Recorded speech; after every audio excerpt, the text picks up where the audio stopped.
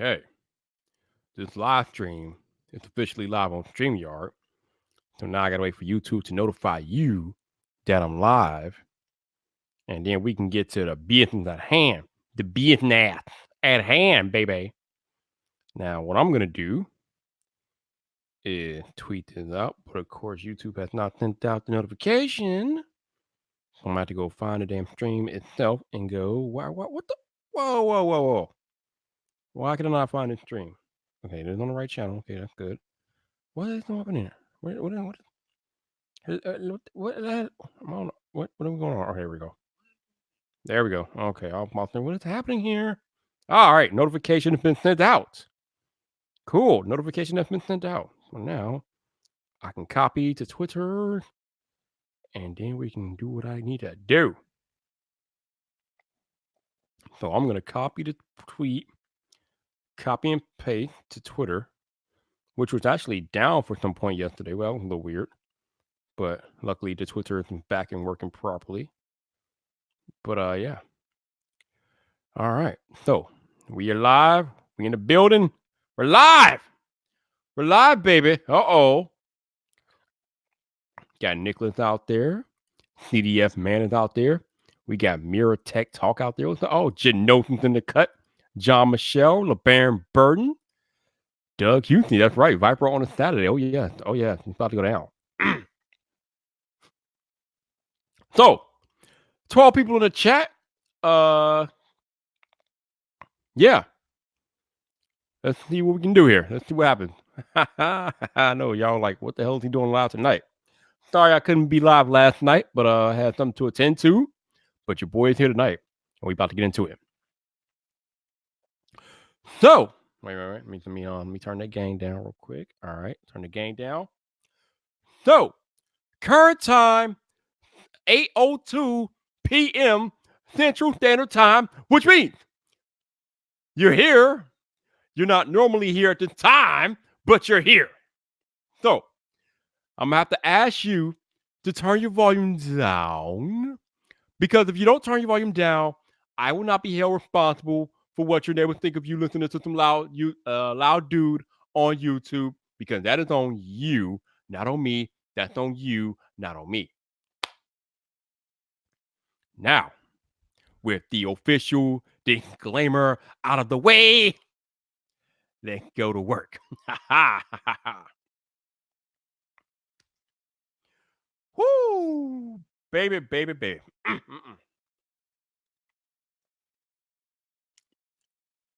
What's up, people? This your boy Viper, the man about tech, and we are live.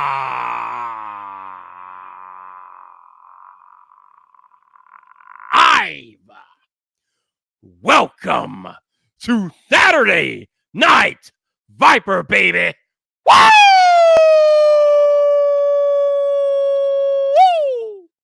Oh, yes. This is not usual, but we are here and we are live. So, I wanted to get some things off my chest last night, but something came up and I couldn't go live. I'm live tonight, so I get to get some things off my chest tonight. First and foremost is we got to finally put a taboo to bed. There's this YouTube taboo. You've heard me talk about it before. I'm talking about it again because it needs to be put to bed. Let's see what we got here. Wait. We got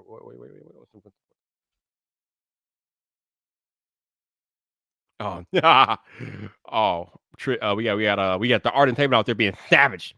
She doesn't care about her neighbors. Don't get in trouble. Don't get in trouble with me. I didn't do it. Don't get in trouble.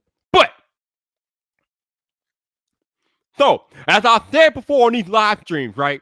For the longest time, there have been this taboo that smaller creators should not reach out to bigger creators. I don't know where it came from. I don't know why y'all feel this way, but y'all need to put this nonsense to bed now. Like, I am living proof that it's nonsense and it needs to be put to bed, okay? We are all human beings at the end of the day. It doesn't matter how many subscribers you got. It doesn't matter how long you've been creating this, that, or the other. It does not matter. The only thing that matters is you shoot your shot. Man, what do I mean? Y'all like, what is he talking about? Shoot your shot. You shoot your shot. But before you shoot your shot, just understand that there are things that are going to happen once you shoot your shot. So before you go out there and shoot your shot, you better make sure you're prepared. Now, what do I mean when I say prepared? If you are going to approach a bigger creator, I hate me using this stupid terminology, but if you're going to approach a creator that has been doing it for a long period of time about a request to collab or anything like that, you better have a resume on deck that is sufficient enough to warrant you even making that approach, to warrant you even shooting your shot in the first place. You don't upload just one YouTube video and then roll up on Michael Fisher and be like, yo, Michael, can we collab? What? Michael go look at you like, who the hell are you? Who are you? What have you done? Where's your body of work? What is your resume? One video, you done nothing. How are you asking Michael Fisher to collab and you've done nothing? I don't understand this stuff. But a lot of y'all think this way. Y'all just feel like since y'all present on the platform that you can go out there and shoot your shot. It doesn't work that way. You need to have a body of work. You need to show your work. Why should somebody collab with you? What value can you offer the person that you're asking to collab? Now, this is a weird one for me personally, because when I'm going out and I'm asking these bigger creators, would they like to come on my live streams and have a chat? You might look at my sub count like, they can't gain nothing from me, blah, blah, blah. But as I told people who come on here to talk to me before, sometimes when a bigger creator collaborates with a smaller creator and the viewing community sees that, they gain a different respect for that bigger creator. And maybe eyes that bigger creator did not have before that collaboration, they have now since gained from that collaboration. I have seen this over and over again when I've had bigger creators on these very live streams. I have seen people talk about how they haven't watched in-person content in a while, or they didn't even know this person was on YouTube, blah, blah, blah. So they go check out the bigger creator content and they end up subscribing. So yes, it doesn't really matter about your sub count. If you can offer any semblance of value, that in itself is valuable. But you can't get there unless you have a body of work. So when I asked a Marquand Brownlee, when I asked a Jacqueline from Nothing But Tech, when I asked a Mr. Mobile, can you come talk to me on these live streams? What are they going to do? They're going to do the same thing that I've been telling you all they're going to do.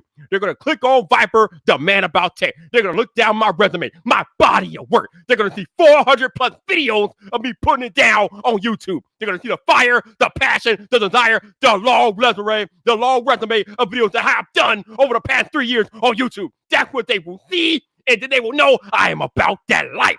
Nobody, and I mean nobody, is coming on these YouTube questioning my work ethic. It will never happen unless they want to look like a damn fool. That's the only time anybody on these platforms will question what I've done over the past 3 years, because my body of work is more than present. It's beyond present. My body of work has a damn body of work. It's that legit. But that's what you need to show up with. That's what you need to have when you shoot your shot.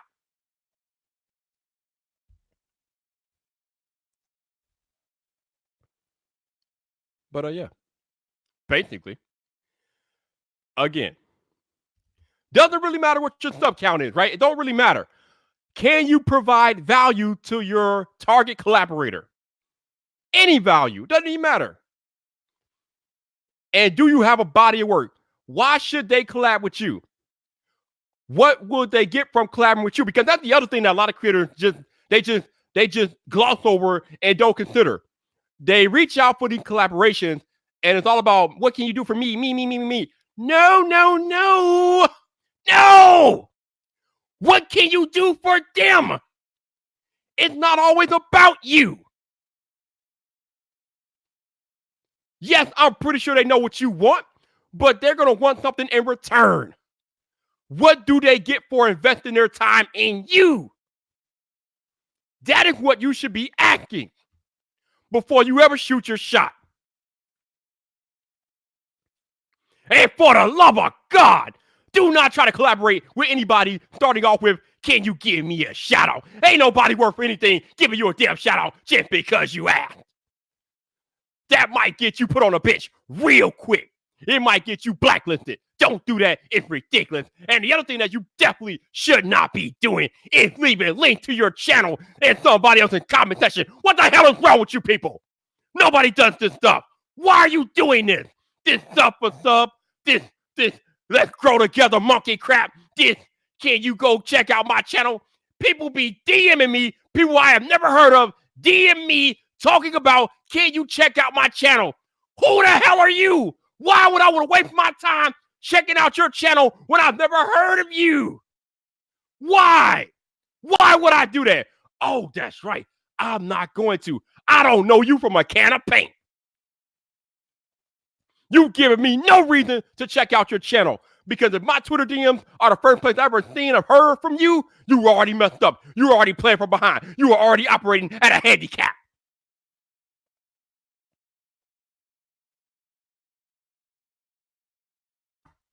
Jesus.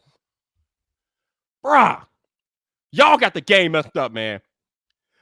I am seeing fools try to leave links in my comment section. I've seen other creators on Twitter talk about how people be leaving links in their comment sections. Like, what are you doing? First of all, YouTube is going to filter out the link anyway. It will never make it to the light of day because the YouTube algorithm will filter it. And then it's up to that creator whether or not they want to approve your link. And 99.9% of the creators that I know are going to block any links on their comment section immediately. Not immediately. Immediately. They're going to block that garbage. Ain't nobody letting you put links on their damn comment section. Y'all better stop that garbage. It doesn't work that way. Sweet Jesus.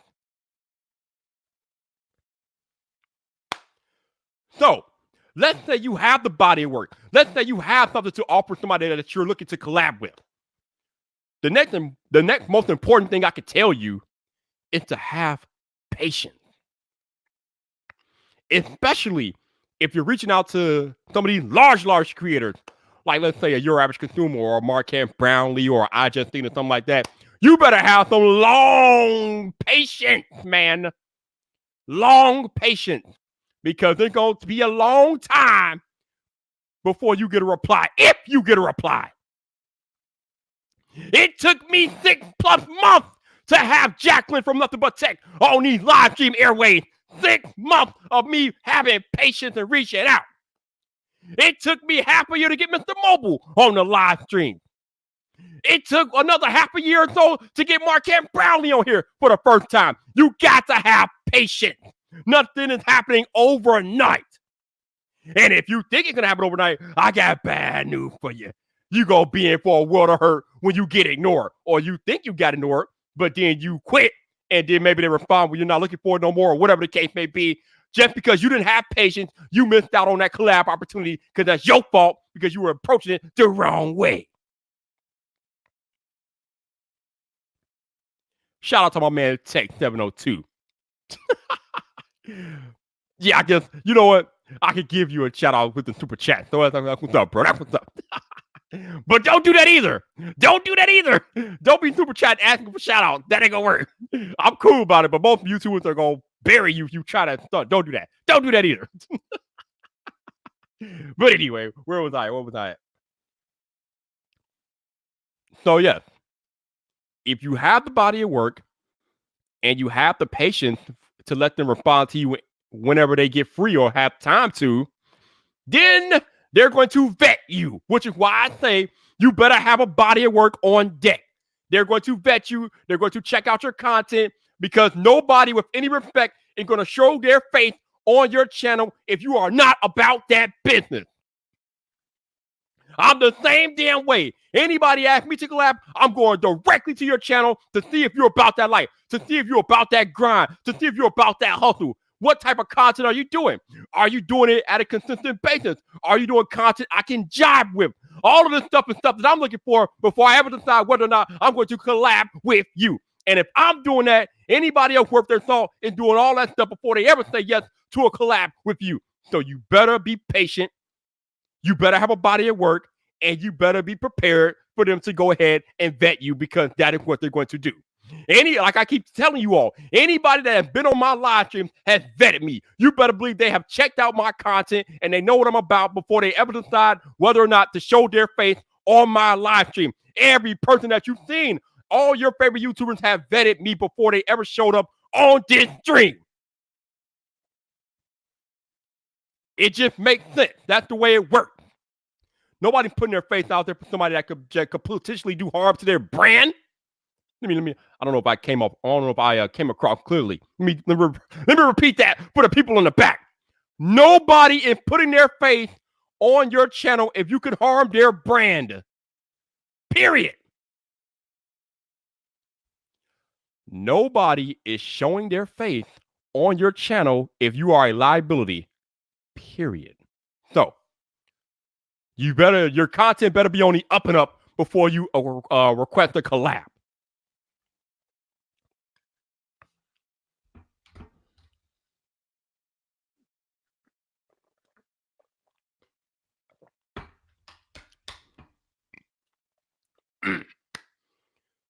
Also, again, we are all humans. Just because Marquez has 10 million subs and you might have like a 500 or 1,000, that doesn't make him any better than you. That just means he's been doing it longer than you. He's still a human being. He puts on his pants the same way. He pisses the same way you piss or whatever. Maybe not if you're a woman, but hey, you know what I'm getting at. He's a human being. We are all human beings. So if you act accordingly and approach us like human beings, you will get the best results. Shout out to my man Tech King Mike for the super chat. Let's see what Tech King Mike talking about. He said, so if I ask nicely and stay patient, you'll be back on the tech fight. Oh, I see what you did there, Mike. I see what you did there. Yo, where has the tech fight been at, bro? Like, they've been on like Uber hiatus, man. I thought they'd be back in January. We in February. We almost halfway through February. There's been no tech fights, man. I don't understand, Mike. Bring them back, baby. Bring them back. But yeah, man. Y'all gotta understand how this stuff works. Y'all got to understand how this stuff works. And probably the last thing and the most important thing I can relate to you about asking for collabs and things like that. Damn, the naysayers. Are they paying your bills? Are they providing growth to your channel? Are they helping you grow in any way? Probably not. So if they're not helping you in any way, it doesn't matter what they think about you reaching out. I can't tell you how many people probably accuse me of clout chasing and all this other monkey crap. I don't give a damn what you think. You are not helping my channel grow. You are not giving me value. You're not paying me. I don't care what you think. You can think whatever you want. It makes no difference to me. I'm not going to lose sleep just because you think I'm some type of clout chaser or whatever. I'm not losing sleep over this crap. That's on you. That's a you problem. That's not a me problem. So don't give a damn what people think about you reaching out. It's your life. You got to take control of your life. You got to make the move that you feel like you need to make to get in a better position. So if you want to request that collab, go ahead and request that collab. Don't give a damn about what people think of you, because if you do give a damn about what people think of you, that will do nothing but hold you back. You ain't got time to be held back. Life is too damn short. Life is too precious. We don't have time to be held back. Let nobody hold you back. Go get whatever it is that you think you're worth, that you deserve. Go out there and get it, and don't ask for permission. You don't need permission to go ask for a damn collab. Just go request a damn collab and be done with it. You're either going to get a yes or no. It's about that. Now, with that all out the way, let's get on to issue number 2. Now, I'm not putting nobody on blast, but I had an interesting conversation recently with a viewer, and the viewer was kind of upset because they watched the video, and the particular video was a sponsored video, but the viewer felt like the creator didn't disclose that the video was sponsored in a timely enough manner. The viewer felt like the video, they were like more than 3/4 of the way through the video before the creator had disclosed that it was a sponsorship, blah, blah, blah. Now, I know there's this whole beef with viewers and sponsored videos and things like that. I understand it. It is what it is. Nobody likes, sponsored content, commercials, pretty much all one of the same. Nobody likes them stuff. But you know what? I watched the video in question. I watched the video. And much to my surprise, or not really, I kind of found what I expected to find, but to no shock and amazement on my part, that creator had to close that sponsorship in the first 20 seconds of the video. I'm like, what are you talking about? They told you in the first 20 seconds that the video was sponsored. Now, the language is a little different from what you're normally accustomed to, but at the end of the day, you knew that was not a regular video in the first 20 seconds. I think the language was, I'm doing such and such video in partnership with such and such brand. Sponsorship, partnership, blah, blah, blah. It doesn't matter the language. At that point, you know that it is a sponsored video. But this was disclosed 20 seconds into the video. So I'm like, what are you watching? Like, what are you talking about? Like, what, dude? I don't know what more you want from other creators. You know, I used to be a viewer, so I get it. I understand that you guys don't necessarily care for sponsored content. But what y'all seem to fail to realize over and over and over again is that sponsored videos put food and dinner on creators' tables for their families. Sponsored videos help creators feed their families. Sponsored videos are what keeps creators afloat. It is a necessary evil. Yes, you might not like it, but if you want that creator to keep continuing to exist and put out that content, you should probably support their sponsored videos and as well as their non-sponsored videos.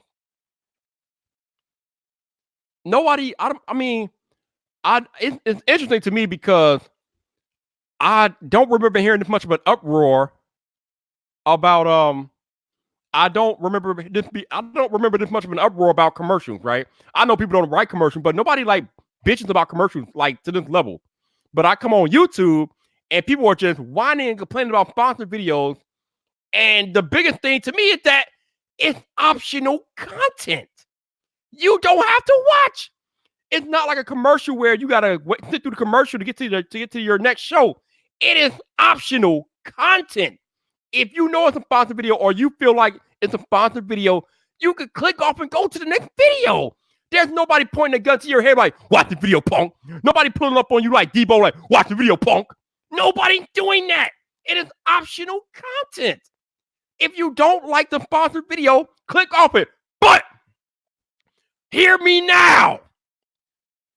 If you click off of that sponsored video, you are not doing a solid by that creator. If you have a favorite creator who is doing a sponsored video and you don't watch that, you are not supporting that creator like you think you are.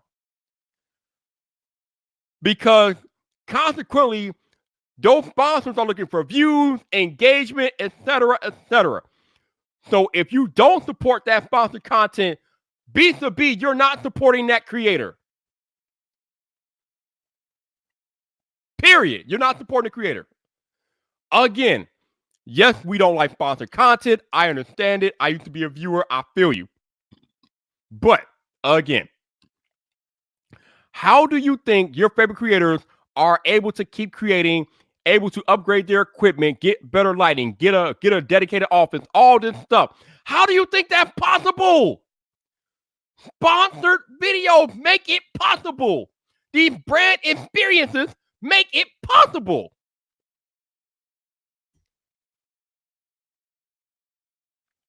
Could some of these sponsored videos and sponsored content be done better? Sure. I'm not gonna argue with that. I'm pretty sure they can be done better, but they are a necessary evil for creators to maintain our ability to create for you over and over and over again. There are creators living off of YouTube. There are full-time content creators living off of YouTube and putting out content.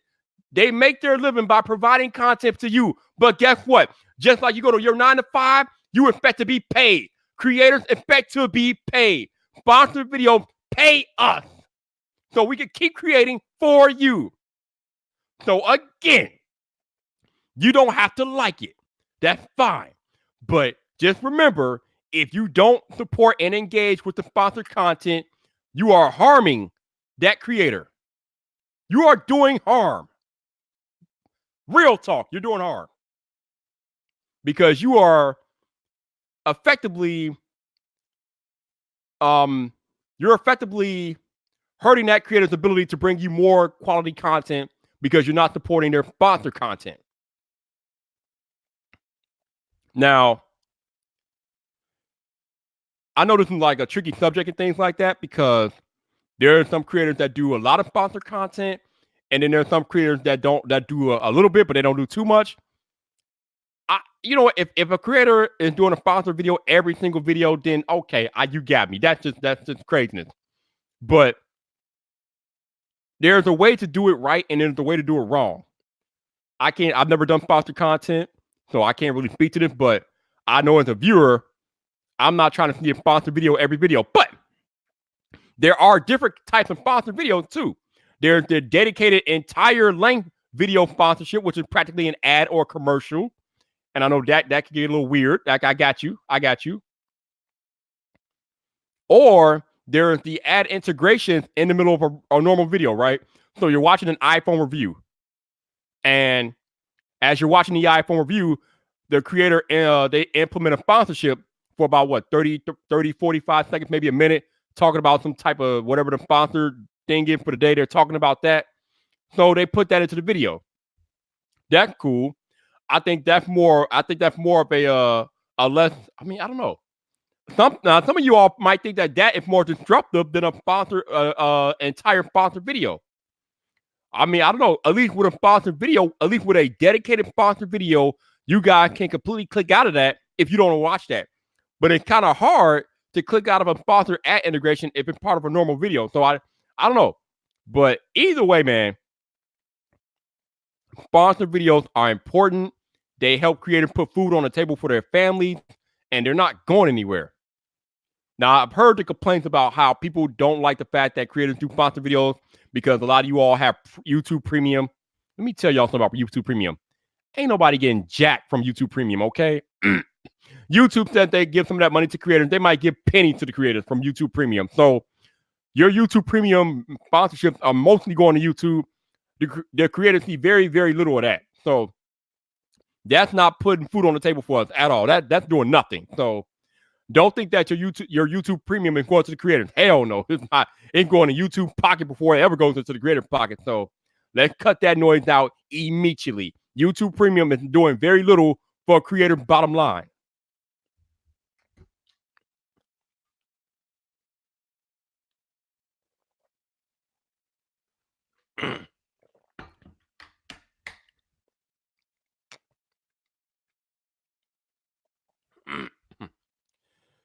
Oh man. Apparently, Travis does not know that I am live at the moment. Doing my thing. So let me just let Travis know that I'm actually live. I think Travis is about to hop on the Amazons at the moment. Do that Amazon thing, which is cool, you know. But here, as a viewer, right? If you guys have creators that you ride or die with, if you have favorite creators, you should do everything in your power to support your favorite creators. Now, I know some of us ask for super chats and donations and things like that, but even if you can't give monetarily, just you watching the videos all the way through, liking the videos, leaving comments, all of that stuff helps us out as creators.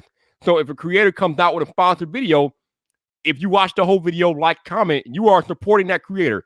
Even if you can't do it with actual money, you supporting that sponsored content and putting money in the creator's pocket. So you might be mad that it's a sponsored video, but just remember, if you love that creator and you can't support them with money, you support them by watching that sponsored content, liking and engaging with it, and then doing all that.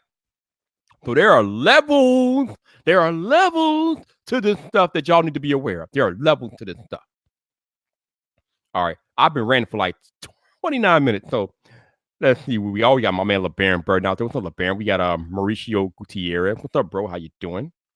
We got Mark C609. What's up, Mark? How you doing, man? Tyler Miller. Oh my God, dude. Ha! See that? He got a $1.92 from YouTube Premium. I don't even know how much. I don't even look at that stuff. But yeah. YouTube Premium's not paying a bill. But shout out to Tyler, because Tyler yesterday sent me a clip of his 2-year-old daughter doing my outro. And I almost cried, man. I legit almost cried watching that video on Twitter. If you guys don't follow me on Twitter, y'all need to be following me on Twitter. It's at Vyper, baby. You know the procedure. But when his daughter was doing the outro, she was like, hit my, she even did the fish, you all. His daughter did the damn fish. She was like, hit my Twitter. I almost cried. I was like, what? Oh my God. That is crazy. This 2-year-old was like, hit my Twitter. Like, oh my God. Oh man. Every time I look at it and think about it, it almost makes me cry, man. It's crazy. So shout out to Tyler for sending that video, man. That almost made me cry for real. Like, I could not believe my eyes watching a 2-year-old girl do hit my Twitter. Oh my God. It was amazing, dude. She is legit. She's legit. I gotta make some merch out of that catchphrase too. All right, so we got Dennis Carlson from Sweden. What's up, man? That's right, man. Life is too short. I'm glad you were rocking with me. So thank you, man. I appreciate you. Tech King, Mike, and Linus had the game on lock with the sponsored videos. Yeah, man. Linus sponsored videos are legit. Linus, he has the game on lock. He knows what's up, man. He knows what's up. Ethnic says, how is the payment on a video calculated? I wonder how much the top show creators are paid per video. Oh, dude, that's different for everybody, man. There's a whole bunch of factors that go into how much AdSense pulls down for a video. I don't really have time to get into it. I don't even know how to get into it, but yeah. All right, let's see. Jonathan says, good product videos, in my opinion, it's multiple products in one video. But you might not be able to do that. I mean, like I said, if it's a dedicated sponsored video, then there are agreements in place that may or may not allow for multiple products in the same video. Now, if it's multiple products from the same sponsor, then that might be cool. But if you're talking about multiple products from a different sponsor or whatever, then that's probably not going to ride with the sponsor. They're not going to allow that. Tyler says, I'm also interested in making a successful business where I have a passion. I don't understand why there's such a stigma against that. Yo, I don't know, man. I don't know. Oh, okay. This is weird. So Travis was about to do Amazon, and now you want to come on here. Yeah, Travis, you can join me, dude. Let me get you the link, bro. No doubt, man. I hope I'm not interrupting your Amazon, man, but I had to have some important conversations tonight, man. These conversations need to be had because people are starting to get on my nerves. And we try to educate the viewers on what's going on, but some of y'all just aren't aware. So I got to make y'all aware. So the B-roll has the link in his Twitter DM, so he knows what to do. We got a Mech 1634. Just got here, dang, missed some good stuff. Yeah, you might have to go back and watch the replay. I went on a rant for like half an hour, dude. Like between people requesting collabs and creators doing sponsored videos. Yeah, man, I just had to go through it all, man, because I want you all to be informed. If I don't do nothing else on these YouTube, you will be more informed of how things work on the platform between creator and viewer. As long as I have a breath and I'm breathing, you all will know what's going on because you deserve that. And things need to be clear so there's no confusion about what's happening before your eyes. I don't ever want you to be confused about what's happening on these YouTube, man. If you got a question, reach out to me and I'll do the best I can. If I can't answer your question, I'll find somebody who can answer your question. But there should be no confusion between viewer and creator, man. We're supposed to work together to make this the best experience possible. And that's what I'm about, man. We gotta make this work. BenderTube is lurking at work. Oh, what's up, bro? How you doing, man? How you doing? Let's see. Let me make sure I didn't miss anything else. Go back here. Okay, let's see. Okay, so Jonathan said he has issues sometimes with dedicated sponsored video with just one product. I mean, sometimes all you got is one product. I mean, I don't know, man. Sometimes that's all it is. So, I mean, not much we can do about that. If there's only one product, that's like if a creator does a dedicated video for Dyson, what the hell else are we going to show on the Dyson video but a vacuum? I mean, there's nothing else to show. It's a Dyson video to me.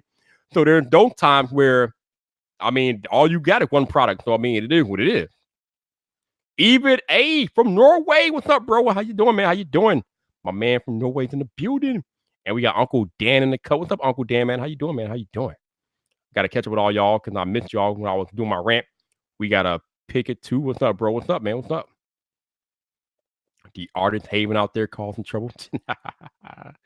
Oh, my head of security, El Jefe review. Yeah, baby. Woo, that's right, El Jefe. Everybody wants this high production value, but they don't realize it costs money. I can agree more, baby. It costs money. And where do you all think that money comes from? Those sponsored videos that you hate so much. On top of other stuff, but mainly most of the creator revenue on YouTube comes from sponsored content. unless they do live streams like me, then they might get it from super chat. But if they don't do live streams, then the majority of the creative revenue probably coming from brand deals, sponsored content. That's just the way it is. So, like I said, if you have a favorite creator and they're doing sponsored content, you really need to support that content. As I'm sure my fellow creator, the B-roll himself, Travis Empty People will tell you, what's up, bruh? If you want to talk to me directly, hit my Twitter. Travis, did you see the video? Which one? The one of the 2-year-old doing that. Yeah. Oh, my God. That was cute. Was that not the craziest thing? Man. It's really, the funny thing is, when stuff like, there was a couple times when I've had comments when people were saying, like the ones that stick out to me, 2 different people said that it might even be the same person just over the course of months, and I just didn't realize it. But someone said they had an autistic child that kind of is almost like nonverbal or something, and they said that they like sing my intro, and I was like, oof, wow, like that hit me in the feels. Yeah. So I get what you're saying. You see something like that, like if that was me, I'd been the same way. I'd be like, oh, that was nice. That was real nice. Yeah, good times. How you doing, man? I'm doing good. Yeah, so I heard a little bit about like sponsored stuff, and you know I talk about this from time to time. You do. So yeah, somebody had an issue with a video. They felt like the sponsorship wasn't disclosed, even though it was disclosed in the first 20 seconds. But I think it was just a little confusion and whatnot. But there's like this general taboo overall though of creators doing sponsored videos. And I'm just trying to tell them that's how we put food on the table for our family, bro. Yeah, it's tough. For me, like I've turned down opportunities at certain sponsored content because it didn't make sense from like a channel perspective. But I'm also not like someone like where Jason from Payment Tech is just straight up full time, where it's like, well, I haven't had any of the sponsored deals coming up, so maybe I need to make this work. And I know we're not talking about Jason specifically, but I'm bringing his name up because we know he's like full time. Like this is his meals, this is his mortgage, this is all the things, right? Right. And it is a difficult thing to balance. It is not easy. And I feel like, look, at the end of the day, I'm not going to get it right all the time. So I'm not going to hate on anyone else. And then I know that the boys, was it CJ and C-Kid and Terry all had like sponsored video coming out today. And I'm happy for them because they're doing some big things. So I guess they're all going to Samsung thing, which isn't completely surprising because they've done Samsung stuff before. Right. And they've been to 368 before, but it's like each time they're getting bigger things. Like this is Google Play. This is a big opportunity. And then I think about it, like I hate flying. So I'm glad I haven't been asked to a Samsung event because I don't really want to go anyway. It doesn't have anything to do with Samsung. It has more to do with like, I don't like flying and I'm not trying to do all that mess and trying to find someone to watch my dog. I'm not trying to do all that. So I don't really want to go nowhere. So I'm glad no one asked me to go nowhere because I don't want to go nowhere. But if someone was like, well, you can get to 368, Google Play is going to be involved, all these other bigger creators, and they're going to pay you. I'd be like, when can I get there? Right. You need me there tomorrow? Or, what do I need to do? So I think, and especially as an up and comer, right? Like, all those guys are up and comers. Listen, I put myself in that same boat. It's really, it's a minefield of trying to make the right decision, knowing that no matter what decision you make, it's the wrong one. Yeah, somebody's always going to have some negative to say. And that's the one thing. You can't please everybody, and you should not try to please everybody. You got to do what's best for you at the end of the day. Shout out to my man 504. I almost missed the super chat from 504. So thank you, sir. Appreciate you. Always throwing it down, keeping it good. What do we got over here? I'm trying to look at some of these chitter chats. Small creators have a smaller integration of ads in their appropriate amount of time in a video.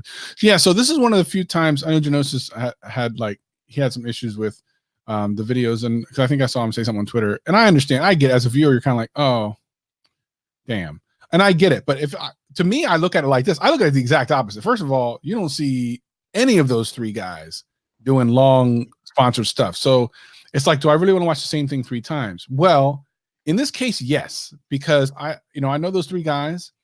They're super awesome. They freaking work their balls off. They do. So I'm like, they're finally getting it in. So I'm like, yeah, you got my watch time. You absolutely got my watch time. So I think if there's someone who's just doing it every single video, it kind of gets old or whatever. But if it comes up out of nowhere and you're like, whoa, what is this? This is not like, that means they got a break. And for me, I'm all right, I'm all about it. Now, as a viewer, you can choose whatever. Listen, by the same token, it's your time. You can spend it however you want. And if that doesn't seem like a good use of your time, respect. But for me, someone who knows like how hard the grind is, I'm like, go ahead and have my watch time player, because you working hard, you making it work. Go ahead. I mean, you ahead of me. I ain't got no sponsorships like that. I'm sponsoring myself. Yeah, Theo Hefe opened up. He said he watched all the videos out of support. No doubt, man. Well, Jeff watches every single damn video on YouTube. Any person he's ever seen ever. He is in everyone's comment section. He supports every single person. I don't know how he gets work done. Because he's in everyone's comment section. I don't know I've ever gone to a video of someone that I know that he knows that he's not in the comment section. I mean, the dude is the most genuine, supportive dude on the face of the planet. He needs to slow down and settle down. Settle down, young man. Settle down. No, Tyler. This stream is not sponsored, buddy. Not at all. Here's the thing: you can hate on that, but if Raid Shadow Legends came for your ass, let me tell you, I'll be playing like a mother. I'm like, go ahead. I know how much money you guys got. I'm on. We're playing this game, son. We're playing this game. I mean, some of the big ones come. Listen. Do you want some soft shoe? What do you need? Some little handsome. Yo, shout out to Easy Computer Solutions, man. Always important, bro. No doubt.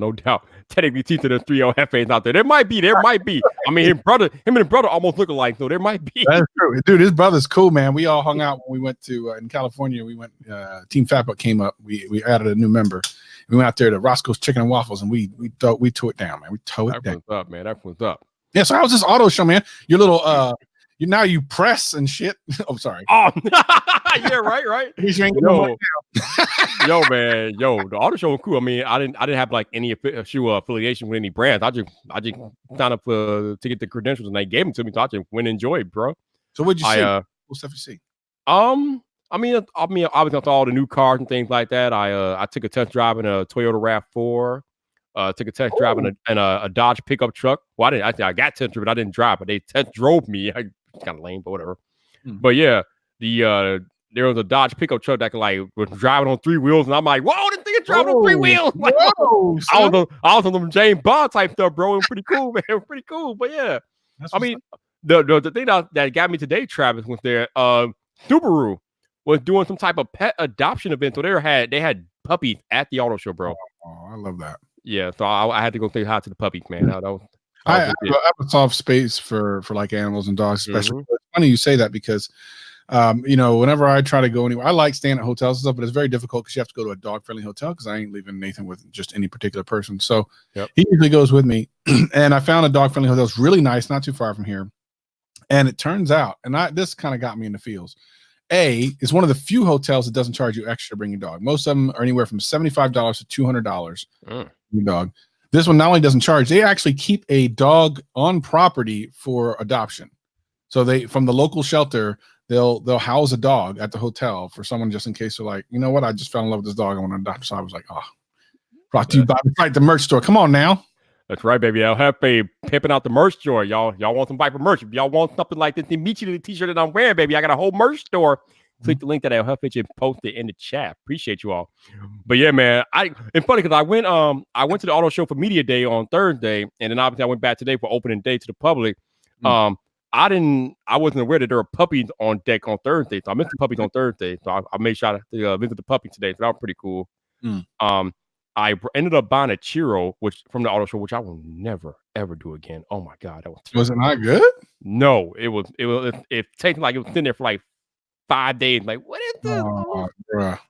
Yeah, but you know what's crazy though? Like, it's so crazy to say this, but now, like, I mean, I'm not too leery, but obviously with the whole coronavirus going around, I gotta be leery of going out in public events like that. So I'm making sure I'm washing my hands every chance I get and things like that. Like, yo, all right now, and let me tell you something. I've been these live streams. I've been talking about. You need to get that phone soap. Yeah, you need to get one. I bought one, and my phone and my keys and my remote all go in there. Yo, I remember Flossy Carr doing a video on that about 4 or 5 years ago. But yeah, man, that phone soap is legit. So they got them on Amazon. They got a couple different versions. I picked one up about a week or so ago. I watched all the videos and stuff about them, like to see if they actually work, and they do. They kill all the viruses and stuff. It's just basically a little UV thing. You just shut your phone in. It takes about 10 minutes, and it completely like kills the viruses and stuff. And the funny thing is like all the stats are really scary. Like your phone is 18 times dirtier than your toilet. Yep. It's scary. And you really think about it, it's like, yeah, your phone's with you even when you're on the toilet. A lot of the time, some of y'all are out there doing some stuff when you're on the toilet. So you got a whole toilet squad, bro. yeah, bro. Let me tell you something. So you need to go ahead and get one of them. It's called Phone Soap 3. Let me give you one of these affiliate links so you can give me some kickback. But just go on Amazon, you'll find it there. It's about $80, which sounds expensive, but let me tell you, you just put everyone's phone in there, all the keys and everything, and you won't get as sick. Because here's the thing right now, like I see some colds going around. I mean, they try and take out Michael Fisher. You see that, man? Yeah, man. Briefly, I'm like, man, these people with these colds, it's not a regular cold no more. And I am not trying to get sick at this moment because there's too much craziness out there. So I'm killing everything. No doubt. Yo, Tech King Mike ain't never lied. Them air dryers in bathrooms. Ooh, yeah. I don't even know. I know that's the thing. By the way, Tech King Mike wearing a Burger King thing on his head. Tech King Mike, what's wrong with you, man? I don't know, man. I don't know. Let's see. Oh, cash. Oh my God, Janos is right. I don't even carry cash anymore. I've been using my debit card for a long time. I've stopped carrying. I mean, I carry cash when I absolutely need it, but most of the time I don't carry cash at all. Most never. But yeah, no, Janos is right. Yeah, Tish, I would. Cheeros are usually the bomb, but when I had that one, I'm like, terrible. So the first half of the rant that you missed, Travis, me talking about this silly ass taboo of smaller creators not being able to reach out to bigger creators, or it being taboo about smaller creators should not reach out to bigger creators. So I went through a whole rant about that, man. That's funny, because here's the thing. When I first wanted to come up and I was in the forums, I heard the same thing. But by the time I hit 10,000 subscribers, I had done collabs with Mr. Mobile, Jonathan Morrison. I'd have to go back, like a bunch of major. I mean, of course, John Prosser. I mean, I'd done stuff with people that were just like huge, right? I shouldn't even be touching them. And some would think right now I shouldn't be able to do it. Flossie at this point, I've done Floss. So it's like, Mr. Who's the Boss? Like I even lost track. I've lost track. So at the end of the day, Mel Hefe Reviews, you know, my boy, we both did it. We both have 1,500 subscribers at the same time when we did our collab. That was my first collab. Nice. And the reality is this: like, you just need to know how to reach out and what to say. Where did that come from? Where did that conversation part come from? Oh no, it's just something I've noticed. Like, it's just something that I saw. I think Terry Warfield was talking about something like this on Twitter the other day about people running their mouths about people reaching out. I'm like, all right, I need to talk about this again. Yeah, no, that's shenanigans. I mean, you are definitely like the poster boy for you can. It doesn't matter. You just need to bring value. Is the only thing you need to bring. Yep. Doesn't matter what your subscriber count goes. And again, look at it like this. Look at all the three of the guys out there. Terry Warfield, out of the three of those guys, had the least subscribers, and it's 8,000, which is a great number. I mean, that's a huge number. But it's not like super big, and he's out there being sponsored by all this stuff. So what? I mean, people, you know, people are people. Yeah, I mean, exactly. Vyp's had everybody on this thing. Everybody who is any kind of mover or shaker in this field. I'm thinking back, like every single of the top tech people have been on this channel. Who's the only top tech person that hasn't been on here? Like, I mean, maybe Super Saf, but that wouldn't even be that hard, I think, at this point. I actually tried to get him on a live stream, but I don't think he likes live streaming. What's that? Super Saf doesn't? No, he doesn't like. He's not into the whole live stream thing. At least not yet, anyway. I wonder if that's a British thing, because I think same thing as with Mr. Who's the Boss. I don't think he likes it either or something. I'm sure. I haven't had IGN yet, but I'm been trying to get on that one. Yeah. Well, that'll happen. Oh, look, you got super chat. Yeah, we got Andrew Mark David. What's up, man? Appreciate the super chat. Thank you, sir. Thank you for the support. Appreciate everyone saying I just. I'm telling you, I've been trying. Y'all see me on Twitter. I've been trying, man. I've been trying. It's gonna happen. Oh yeah. You're just gonna have to meet her, and then the thing is like the proof is in your pudding. And to be honest, I could probably help you come up with an email you can send, and it would probably lock it down. Man, I sent her an email like over 2 years ago. Never got a reply. Yeah, but the thing is that now you have a proof of work. Like you can send clips of all the major people. You literally can make, and this is what you should do, by the way. You should make a 30-second video editing the best parts of like Aunt Marcus, Jonathan, like especially her friends, Mr. Mobile, like all these little people with just little clips, and then any of the female creators you've had on at the same time. Put in like 30, 45 seconds. Listen, I really want you on. I know you want me. I know you know this, but I want to show you just some of the people that have been on the show and that have really enjoyed it. And then and then the only thing is going to be is just finding time. But I feel like she'll say yes. Yeah, I mean, I think I asked her like 2 years ago when she was on the when she did the podcast with Painfully Out of Tech. I was in the chat that night. I'm like, hey, would you be interested in coming on with me? Yeah, you've done a lot since then. Yeah, that's true. You know what I mean? Like, you've established yourself. At that point, even you were still some dude, right? Now you've established yourself. You are established. And at this point, I think if you pitched it correctly, it's the only thing is just a matter of time. It's like, okay, well, let's figure out a time. Yeah, he has here. Yeah. He really, oh man. Yeah, that actually might do it, to be honest. And end the video with that is probably what we should do. Yeah. That's too cute, man. That's too cute. But it's like, but I was talking about the same thing that you were talking about, providing value, having a body of work, because nobody collabing with you. You don't have a body of work, and they're going to vet you. They're going to make sure that you're legit. And like I said earlier, nobody's going to show their face on your channel. If you're a liability to their brand, obviously that's not happening. Right. And you have patience. Like I was talking about, you got to have patience. I mean, I've been trying to get Argentino here for 2 years, and it hasn't happened yet, but I'm a very patient man. So yeah, I mean, you were like, I'll get him PhD in here. I'll get, and it's all happened. No doubt, man. No doubt. I definitely believe in you for sure. So, since I have you on here, I watched your video earlier today. Oh. The video that you were talking about, telling people that they should not rush out to buy this Galaxy S20, S20 Ultra, whatever, because as you correctly, astutely pointed out, they'll probably drop in price at least 2 months after their release and things like that. And then you said something that really like crapped me up, but it's true though. You said if you go out and buy this phone at launch, Samsung has every proof that they need to keep jacking up the price year over year, and it's going to be your fault. You ain't ever lied. I edited out a couple things. Number one, I edited out the part where I said, if you buy this phone at launch, you're a chump. You're just a chump. It's literally what I said. So I edited that part out. I thought it was a little bit too harsh. And I edited in, of course, the thing where I was just like from last night where I was on my phone and just talked. I actually did a lot. So when that video was originally supposed to come out, I think on Tuesday, and I woke up to put it out, and I saw Tech Rant's video, and I was like, okay, I understand what he's saying. And I was like, and by the time I'd done editing a video, I forget what it's about half the time. Like, I don't remember part of it. So I'm like, well, what did I say in the video? So I went back and watched it, and I go, well, I said enough stuff that kind of answers what he's saying, but without saying that I'm just complaining about the price. Like, I'm not really just complaining about the price. I'm complaining about something that's a little bit more granular than that. So I then kind of went, all right, well, let me see. So then I let John Prosser see it, and he thought it was good. He did not agree with it, which I thought was cool. But I appreciate John for being, 100% behind me and saying, you know what, you absolutely should release it. It's not like people have already heard this, because I don't necessarily agree for these reasons, but I like that you stood your ground and just going to start a conversation. So I said, okay. And then I was like, I'll just wait until Saturday, because at that point it was like Thursday. I'm like, I'll just wait. So then last night when I watched it again, I watched it more times before I released it than probably any other video. Well, almost any other video, because I kept wanting to see, I kept thinking, well, maybe I missed something. So then I recorded something that I never even put on it. I did a couple sit down things in front of my camera right here, and I said some stuff.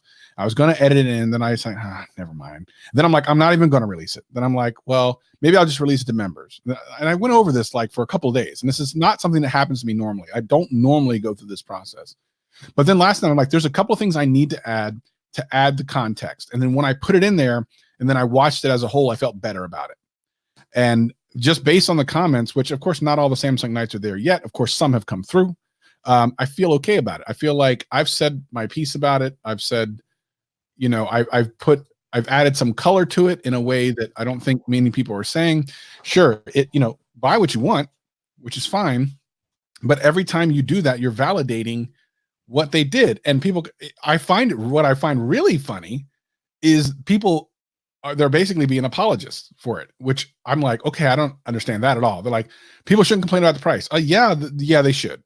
They absolutely should, because Samsung doesn't have to charge that much. By the way, it's funny because Jason and I were doing a live stream earlier, and the Galaxy Fold, you can get on Amazon renewed, which is basically just someone returned it and they just made sure it looks beautiful, for $1,400 now.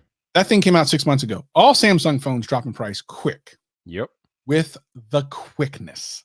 You can get now this is a year old, but still a S10 5G. Remember, that thing was just about as expensive, for $600 right now. Whew. You can, I mean, these things do not, but funny thing is, you look up iPhones and they hold their value strong. Yes. Strong. And the reality is like there's just no benefit to buying it right off the bat. Like you might want to flex real quick and then no one cares. But my whole point was two things. Number one, you're validating it. Number two, you're wasting your money. Just wait a little bit. And number three, Samsung isn't even concentrating on the things that are important. As much as I love Samsung phones, they're not concentrating on important things. They're concentrating. So you have this, I have this kind of visual representation of smartphone use. This is like 0 to 100%, right? But in here is what you use like most of the time, like the middle parts of things. And then these outsides are the things you use sometimes, and emojis sometimes. I mean, some of y'all do it all the time, but sometimes, right? And then there's these little filters you use sometimes. But in here, text, talk, phone, battery, Wi-Fi, Bluetooth, like all the major stuff, all that stuff's in here. And Apple is really good right in here, right? Samsung is really good out here. But as I've gone older, I care less about this. I mean, I like this, but less about these outside parts, and I'm more about this inside part, and which is why I'm using an iPhone in the moment, at the moment. And as soon as Samsung starts to really focus on that middle part, I feel like they're going to knock it out of the park, and they totally can anytime they want. But watch them go on stage, show you a bunch of tricks and cool stuff that on a stage looks awesome that you'll never use. Yo, when you made the point about that 3D scanner, I was like, damn, he ain't never lied. That looks so cool on stage, but who's using that? Nobody's using that. I scanned a can of Spam once.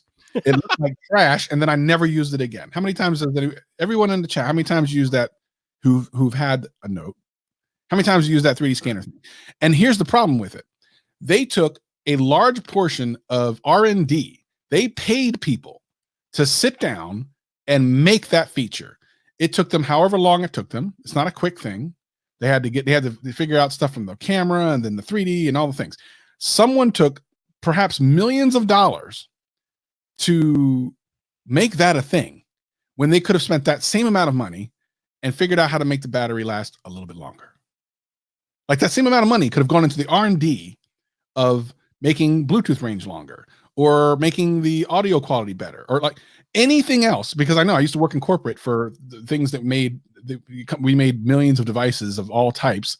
And when you you're given a certain amount of resources, which are like programmers and stuff, and that's all you got. So you separate them out and you give them priorities. If you take a chunk of these people and tell them to go make something that's going to be good on the stage, they can't make the other cool stuff. So I just look at Samsung sometimes and go, okay, where are your priorities? Are your priorities in things that are actually going to make a difference on a daily basis? Are they just going to look good on a stage on a spec sheet? And they're so concentrating on the spec sheet that I'm like, all right. All right. So my man, where you go? Technically, T said he doesn't understand why people are complaining about the price. There is a device for every price point with Samsung. Literally every tier has a phone you can buy from super budget to balling. Yeah, but I mean, I think my issue is that their kind of more budget area stuff feels budget, whereas Apple's budget level stuff doesn't feel budget. OnePlus 7 doesn't feel budget. Like there's a budget price with a premium feel on premium performance. When you go down the line with Samsung, like the A51 is a budget device and it feels like a budget device. Yet you get a Pixel 3a XL around same price and it's a much better phone for about the same price. So that's my thing. Yeah, it's hard to argue with that. You're right. T's right. They got something for everybody, but it feels that way. Yeah. You can tell you paid $300 for that. I can tell you paid $300. I can tell. You feel that budget too. I don't know. Travis said, when you buy a food stamp phone, you feel like it's a food stamp phone. Oh man, it's rough, man. That's rough. Yeah. Oh man. So basically, what you told me earlier is that even if you got an invite to unpack, you would not go, huh? No, I would not go. I would feel bad about saying no. Like I would be like, oh crap. I mean, can you even say no to Samsung and then get away with it? Or can I say, I can't go because I have reasons could you send me a thing so I can make a video on it? Like, that's probably what I would say, but I don't want to go. That's why I only go to the things that I go to now. It's like VidCon and VidSummit mainly because I'm going with vidIQ. I would go to VidSummit regardless. I may or may not go to CES next year. It just depends. And if you look at those are all in California, or 2 in California, 1 in Vegas. Those are 2-hour flights for me, so it's no big deal. All right, speaking of events and things like that, you were at a OnePlus event the other day. So how was that? Yeah. Well, I got some stories from that. Anything you could share on my live stream? Yeah. So here's the thing. It was really interesting. It was open to the general public if you signed up for it, right? So they flew in some YouTube gamers, some mobile gamers, which I thought was interesting. They had like 300, 400, 700,000 subscribers, whatever. And they were doing like a question and answer session. And then after that, they brought up the OnePlus, like some executives from OnePlus, and they opened up the floor to questions, which I thought was cool. So I watched how some of the average, these are like average consumers, right? I mean, they're probably slightly above average consumers because they're going to an event that's basically drinks and talks about a smartphone, but they're more average than anyone else. So a couple of people asked some things I thought was great. First was like, when's wireless charging coming? And then the entire crowd went, oh. That's kind of what happened. So, and they're like, and they kind of talked around it. And then someone asked, and this was out of all the things that were asked, this one really got my attention because of the way they reacted to it. Someone goes, well, I've been a OnePlus fan since the beginning. I really liked when you guys were kind of like flagship killers, a flagship at a really inexpensive price. And he goes, and every year you guys keep going up in price. And I feel like I had converted all my family, but they don't want to go along for the ride with this because now we're up to almost $1,000 phones. We're really feeling like you've lost your way, kind of like in the tech fight question. And he said, are you guys thinking about doing some type of like budget mid-range phone? And the guy that answered goes, well, I'm going to turn that around on all you here. Would you guys like to see that from us?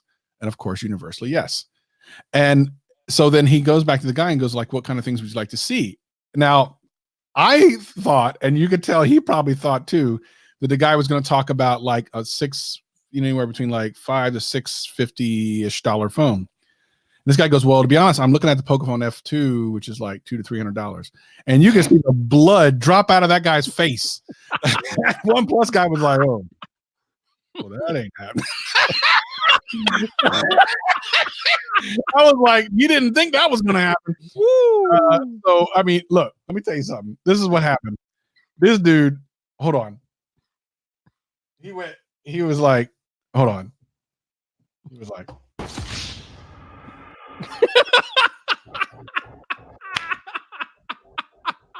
bruh, dude, I'm not even lying. That dude was like, okay, that's not what I expected. So, but at the end, they did make it sound like that's at least something that's on the table, which I found interesting. I mean, I would imagine so, because that person's not alone in that sentiment. A lot of people feel like OnePlus is beginning to lose their way because these phones are going up and up and up. Yeah, bro. And then I had a little thing with their PR lady, but whatever. They need to figure out their PR people. At any rate, yeah, it was. I don't even know if it was worth my time going down there, if I'm really honest about it. Yeah, I saw your tweet. You're like, yeah, I'm trying to get my penny card out so I can go home. I'm just trying to get out of here. There's a bunch of people that I don't know. Whatever, it's fine. So OnePlus not gonna be sending you no phones, huh? I don't know. Like I gave him my card. I eventually did get to give my card to somebody. So we'll see how that goes. If they start reaching out to me and stuff, and I get to be invited to things, then it was worth it. If not, then it was a waste of a $30 parking thing. Which, by the way, I didn't even know it was going to be that much until I put my card in there. It was like $27.50. I'm like, mother, father, what? I didn't know it was $27. $30 parking in Seattle. What? No, it didn't make it. It was like 6 o'clock. It's nowhere near. Ain't no football game going along, and not even down that part of the city or nothing. I'm like, bro, you trying to hurt me? Oh my goodness, man. Oh my God, that's nuts, bro. So speaking of dogs and things, how is your dog, Nathan? He's doing pretty good. He's getting older. So for context, like I've had him for over a decade now. He's getting older. Dachshunds live anywhere between like 15 to like 18 years. Like they go old. Nathan has been with me. He used to go to work with me. So I've spent more time with Nathan than I have any human being in the last decade. We've been with each other, by each other for, you know, the vast majority of each day for the last decade. So, you know, he means a lot to me. He is getting older. He's starting to lose his hearing a little bit, which makes me sad. But he's still a lovely little guy. He's losing some weight. So I'm taking him to the vet on the 17th, see if there's anything else going on. He's an older guy, but he still has, every so often, he still has that little puppy run. So, you know, that makes me feel good. But yeah, he's getting older. Yeah. Wow, that's pretty cool, man. Take him to work with you, huh? Wow. Yeah, I was lucky that I worked at a dog-friendly job for 7 years. So he would be with me for the vast majority of that time. That is pretty cool. Yeah. So how have you been doing with these Amazon live streams? I thought you were doing one earlier with Painfully Out of Tech, and you were about to do one before you hopped on here. Well, I'm still want to do one tonight. I want to see if you want to jump on with me later on. You don't have to, but I just want to see if I'm just inviting you just because that's the thing. We can make that work. It's funny, guy. That guy never got back to me after I figured I would get you in front of some people. Like, come on, let's get you in front of some Amazon people. Because the funny thing is, like, you get in front of thousands of people. You don't know in the moment how many people are watching, but immediately when you shut it down, you get to see how many people were watching. So I mean, it can be a lot of people at times. You're like, oh, like when we're on the front page of Amazon, it's like 20, 30,000 people. Like it's a lot of people. So yeah, I was like, you know, I was thinking tonight, I'm like, well, why don't I invite a smaller creator, but another creator who doesn't normally get to do that, and see if someone. I was like, you're the first person popped up. So I DM'd you, and I'm like, and you're like, oh, I'm live streaming. Oh, so I turned my TV on, watched a little bit, and let me get in on this. We don't deserve dogs. Dogs are the best, no doubt, man, no doubt. Yeah, I would listen. Dogs are better than humans a lot of the times, if I'm really honest about it. Yep. Josh wants to know if there's a link. I don't think. Do you got pre-set up links for those, or I don't know if that. I don't have a pre-set up link. So a couple things. Number one, you go to amazon.com/live, and then I do have like my own page, but I couldn't even tell you how to get to it or anything. But when we go live, you'll see it. This is the link. If you just go to amazon.com/live. So you are look at that. Technic T said he got some Amazon live streams coming up. Also, nice. All right, now go ahead and get it. Glad y'all rolling, man. Like I said, I had a chat with the dude. He sent me the email, asked me if I agreed. I signed, then I agreed. Blah blah blah. Never heard nothing back. Whatever. Well, so here's the other thing. I didn't hear from the first. Like I didn't even know this existed until he sent me. This is your final chance to say yes. Every other one went to my spam. So just make sure you're keeping an eye on your spam. Oh yeah, I'll always check my spam for that particular email, and nothing. I would email them back because but the thing is, they're gonna open it to everyone pretty soon. Like everyone's just gonna be able to go and do it. Yeah. You know, somebody was asking me about dogs earlier. The problem is I'm not home enough to have a dog, so I can't do that. That's the thing. Dogs are not cats. Cats you can leave home; they're just moving furniture. Dogs need you need to be there. Yeah, and I'm not here enough to have a dog, so and that's not gonna work. Yeah. So I see you still wearing them Bose QC35, man. You know about the Bose 700. You ever had any thought of upgrading, or you just? Here's the thing. I still have a bunch of headphones that I don't really use, generally speaking. And no, the one that you just showed. Oh man, savage. But I have, you know, because just from the reviews, and I've given away a bunch, and I still have like a bunch. So what it is in this room. So these were just sitting on the thing for the longest time. I wasn't using them for anything. And I'm like, I need to use them for something. They're like basically my best ANC phones. So I have them hooked into my Rode Procaster for podcasts and stuff. And then I use this when I do Gadget Cast because of the way we record Gadget Cast. I need to have a Bluetooth rather than wired in. But then I have my other headphones around here that I don't get a chance. I don't actually wear. The funny thing is now that I work from home, I don't use headphones as much as I did when I worked in a job. So I don't really have as much need for headphones. So I'm trying to get rid of most of them. And these are just headphones at this point. They're nothing special. So I know about the 700s. I also know that Sony has like 700s or something too, or something like that. I'm aware, but I just would never get to use them. Like I would want to get the Crusher ANC before I get anything else, but I don't even have a need for them at this point. Okay. Nothing wrong with that, man. If I ever need another headphone set, it's going to be Crusher ANCs first, and then whatever. So those are pretty good. Whew. So what else is going on in the world of Travis? I don't know. Video's doing pretty good. I mean, take a look. Let me see what's going on. It didn't take long for the haters to come out, though. That's for sure. So as you know, Travis, I have like kind of switched to focus on my content to niche down to Apple stuff and whatnot. Yeah. So I have been doing a bunch of stuff on the back end to retrain the algorithm. I've been listening to a bunch of videos, things like that, so I can stop like so it can stop suggesting videos that I don't want suggested, things like that. And it's been a process, but finally it looks like I'm making some headway because my last video was like kind of semi blowing up for me. I mean, yeah. And it was just a video about an Apple feature that could be coming out. So I'm kind of happy about that. I which one was that? Because I watched the one the other night you did. The one about the Apple Car Key feature. Oh, yeah. Video almost had 900 views apparently. So yeah. Yeah, it seems like it's funny the way YouTube works. Plus, by the way, I mean, coming out of January, which January was pretty trash for most people. Yeah. Yeah, I think things are going to be on the uptick for you. It's not like you were always outside of Apple. I mean, you always had something. Yeah. I think you were just bouncing back and forth, and there's nothing wrong with that. But when I was your size, I was just specifically doing like reviews, mostly of like headphones and stuff. So I was in that kind of little niche thing. That's how I kind of got there. Oh, got some money from Android Stud in the Yo, Leo, what's up, bro? Thank you for the super chat, sir. I appreciate it, man. Thank you, sir. Thank you. 2408. That's a very specific number. Very specific number. Oh, idiot. Duh. I don't know what that number is about. What is it? Yo, that's respect, Leo. Kobe Bryant. Oh, right. Yeah, right. I'm like, wait a minute. I know that for. Very nice. Very respect, nice, bro. Respect for sure. No doubt, man. But yeah, since I like I said, I've been retraining the algorithm. I've been making some tweets in the back end, and it finally had a video take off. So I love it. Now I gotta follow it up, man. Well, here's the thing. So you had what's your most viewed video at the moment? Damn. Actually, it probably did video about how to make Memoji in iOS 13. Because when I was looking how to do that one time, I searched for it. You came up. I'm like, oh, I'll watch Vipers. Yeah, so I think that's the most viewed video right now. That's the one that constantly getting pushed. How many does it have? Oh, let's go take a look. And there's a lot. Let's see. Go back here. Go back. It's probably mostly going to be search and stuff, which is good. Yeah. Whatever it is, I gotta figure out when I do that video. I don't even remember when I did it. I know probably back in September. So let me go back up here. Okay, I should be able to identify. Okay, 13,500 so far. That's pretty good. So if you do, you should definitely do more search friendly stuff, how-to stuff, because the way you explained that was really good. As I was doing it as you were doing it, and I was able to figure it out. So I think you should do more of that stuff, man, because some people don't know.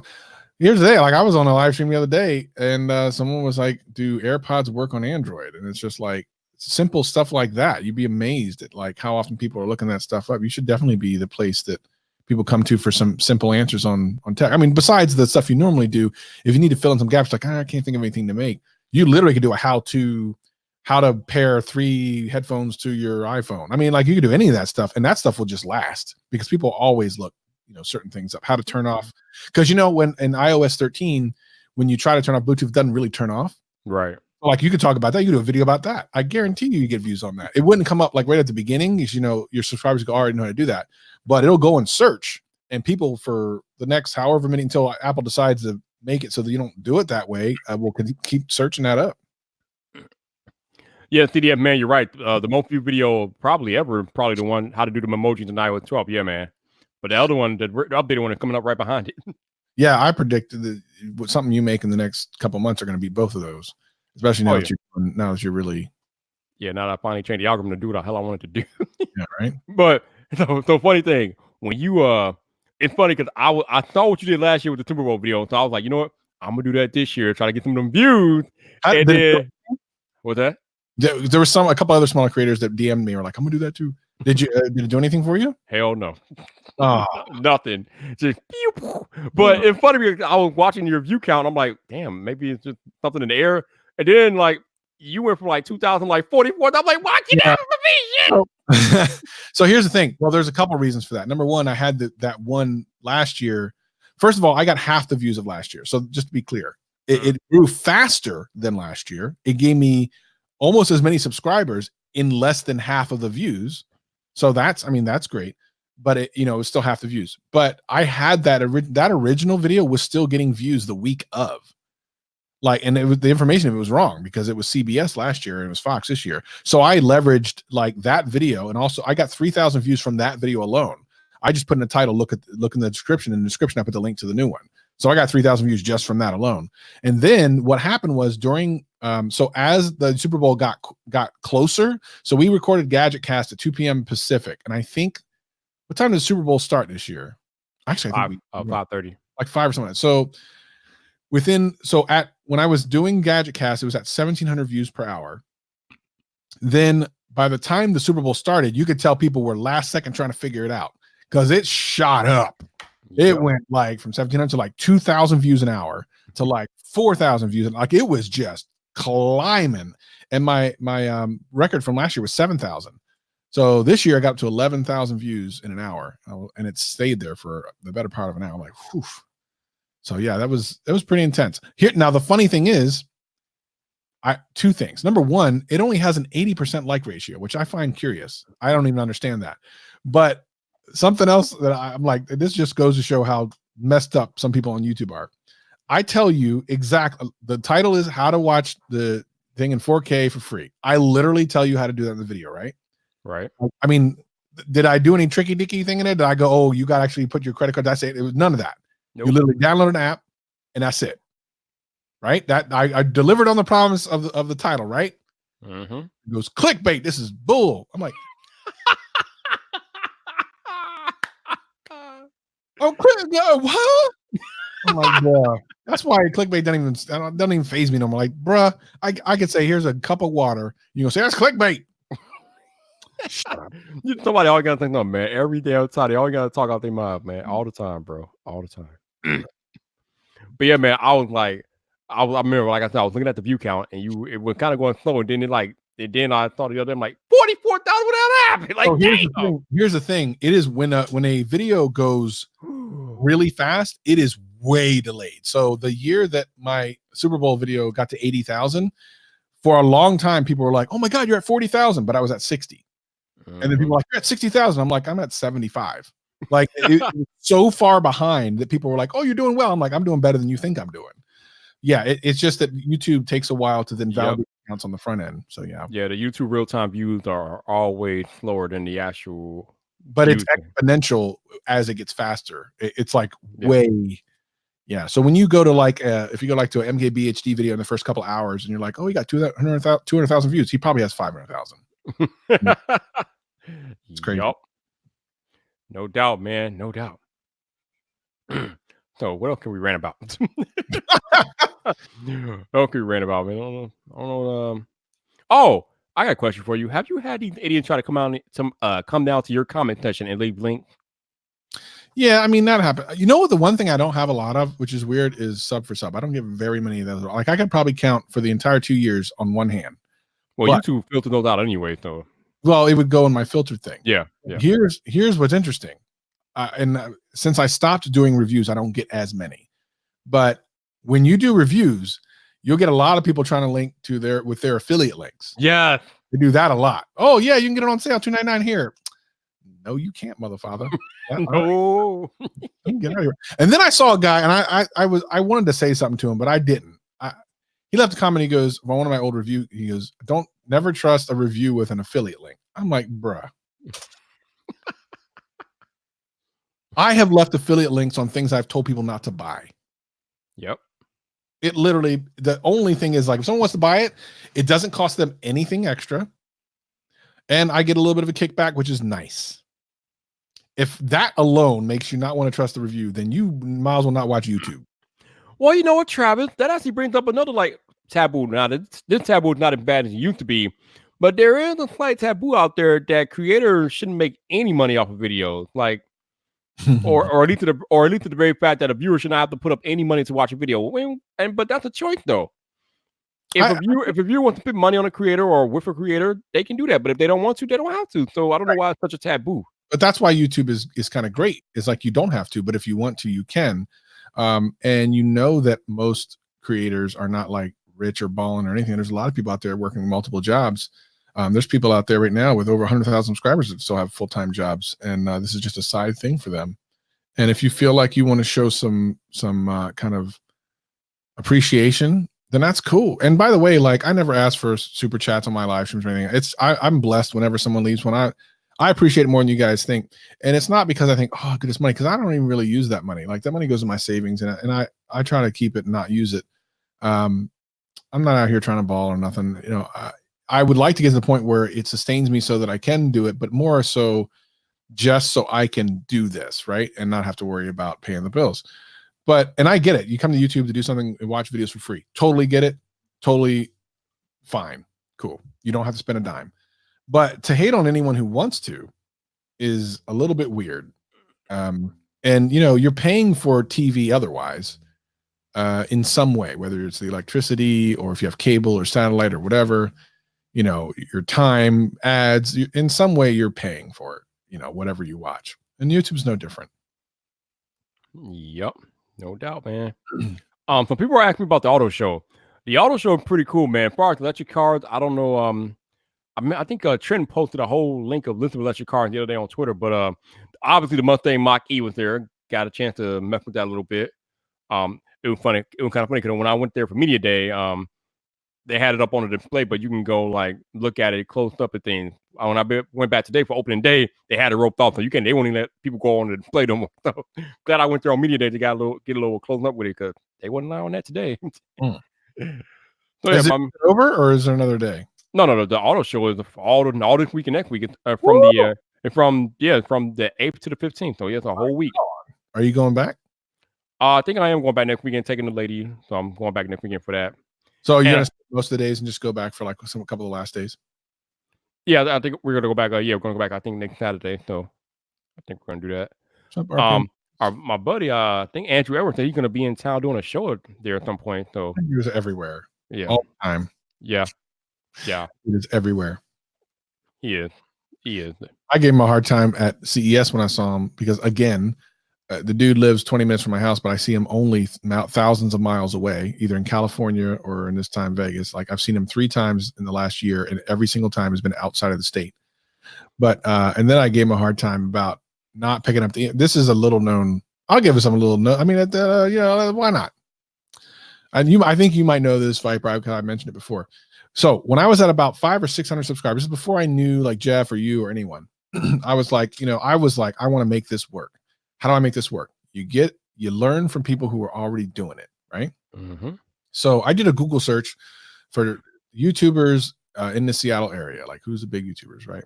So Andrew Edwards came up, and Linus Tech Tips came up, but Linus Tech Tips is in Vancouver, which is a couple hours away, but it's not. I mean, I drive up there. So first when I emailed Linus Tech Tips, I go, hey, my name's Travis. I got a tech channel. I'm kind of new.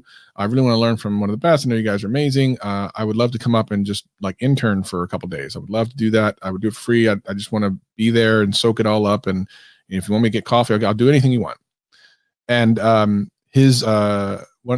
couple days later, one of the people wrote back and they said, oh, that, thank you, but we're not allowed to do it for legal reasons. And I don't know what the legal reason. I'm sure that's probably true. I don't think they were blowing me off. I think it's actually probably true. And they were like, thank you anyway. I was like, okay. So then I looked locally and I said, oh, this guy Andrew Edwards, he had I think like 140,000 subscribers at the time, something like that. So I wrote him. I'm like, hey, you're actually not far from where I work. I would be happy to take off a couple days and just do anything you want if you would help me kind of understand and learn YouTube. A couple weeks went by and I had forgotten about it. And then all of a sudden I get a reply back. And I mean, of course, now that we know him, we know why it takes so long, right? Yeah. I had no idea at the time. And he's like, yeah, sure. It'd be cool. I have an event I need to do here in a couple weeks, but let's get together for coffee or something after that. I'm like, cool. That was 2 years ago. So I gave him crap about that. I go, and then this dude tried to one up. He tried to finesse me about a year and a half ago when I was at like 8,000 subscribers. He goes, yeah, if you want to come over and help me do something. I'm like, bro, I'm almost at 10K now. You had your chance. I don't know what this thing is. So I gave him crap about it at CES. I'm like, bro, man, I've been trying to get the dude on the podcast. Like, it's funny. Like he gave me a number to text him, whatever, and I texted him, and he didn't even see the damn text. Like days later, or whatever. Him and John. Same thing. Yeah, man. Didn't I try to? I asked him when he's gonna be, what day he's gonna be at the auto show. Still haven't got a reply. So yeah, that dude is in his own world. You're almost better off tweeting him. I feel like tweeting gets to him almost easier. Like he replies to everything. Even when Adrian was out there trying to stir the pot the other day, lying with some fake news. I mean, and he immediately tweeted back with his little GIF. So yeah, he seems to be really connected to. I don't know about Facebook and stuff. Like maybe he does, and Instagram. Maybe he's on there as well. For sure. I sent him a Twitter DM and he did nothing. The funny thing about DMs on like Twitter versus like just adding people, sometimes I notice some people, depending on who they are, respond quicker to @s or even at all. Sometimes I don't even see their DMs. I don't know if it's because they turn off notifications or if they just have a bunch there anyway, or, I don't know. And when you're verified, you actually have an entire separate tab for verified users. Yep. It's interesting. So you can like filter out everyone except for verified users. Yeah, pretty wild. Yeah. I kind of want that. I kind of want a check mark just because I've been on Twitter for a long time. Our buddy Mac Weinbach got a check mark recently. And that's necessary. I mean, is it necessary? Probably not. Is it deserved? Yeah. Because I mean, he's part of the thing. He's part of everything. So yes, that makes sense. Does it need it? Probably not. It's really needed for people who are being impersonated. And to my knowledge, he's not being impersonated. However, he would have a quote danger of being impersonated because of his stature in the community. So yeah, I think it's deserved. Yep. Hey, one day, man, you're gonna need check mark. Maybe. I don't know. I mean, I'd like to have one just because. Actually, I'll just take the one on Twitter. It's fine. Just give me one. Why not? Because why not? I want to go into chats and just flex. You see that my name is highlighted, son? That's right. MCP is verified. No, just tough because that some people or brands take you more seriously if you have that check mark. Yeah, well, I also did that email thing. So on the down low, everyone on Twitter a couple weeks ago or whatever, we're talking about getting an email. I think technically T started it up. I think he actually went on Twitter first, and then everyone started jumping in. I quietly did my own. I didn't say nothing about it. So I did too. I don't know if I buy into if you have your. By the way, I need to redo my business cards. The business card I gave out last night is email. But I don't know if I buy in that it makes that big of a difference. But I did it anyway for various reasons. Yeah, I mean it's cool. I obviously I made the change, so I now have an email that's at Viper.com. I don't know if it makes much of a difference, but I tell you, I will tell you what hasn't happened since I've done that. No Amazon retailer since I've changed the email. Oh my God. Oh, that's interesting. It's amazing. Like, yeah. Well, by the way, yeah, because they're passing around your old email. That's what it is. Good. Keep passing around. So because they pass around the email. That's what's crazy. The one thing I will say about you had a branding problem because you have 3 Y's in your YouTube, and then when I was trying to find your podcast a month or 2 ago, I was putting like 3 and I'm like 2. Like you have this branding problem with how many Y's in some and not others, and your live stream is only like 1. So like you have this 3 and then 1, and then I'm not even sure about the pod. So yeah, you have to figure something out that like if nothing else, that no matter what someone puts in, it goes to it. Like that's what you need. Like regardless of what they are, as long as you have, no matter what they type in, it goes to something. And that might just be your website. It might be that your website has your links to all your social, everything. And just remember this. You don't have to remember anything else. All right. Because what if like Nike's like, you know what? I remember seeing this guy Viper on this live stream. How do you spell it again? I think it's 6 Y's. Put them 6 Y's in there. Let's see if that comes up. That, remember, 2 of them Y's is going to cost you some change. You don't want that. You don't want them. Then you'd be asking why? That's very interesting.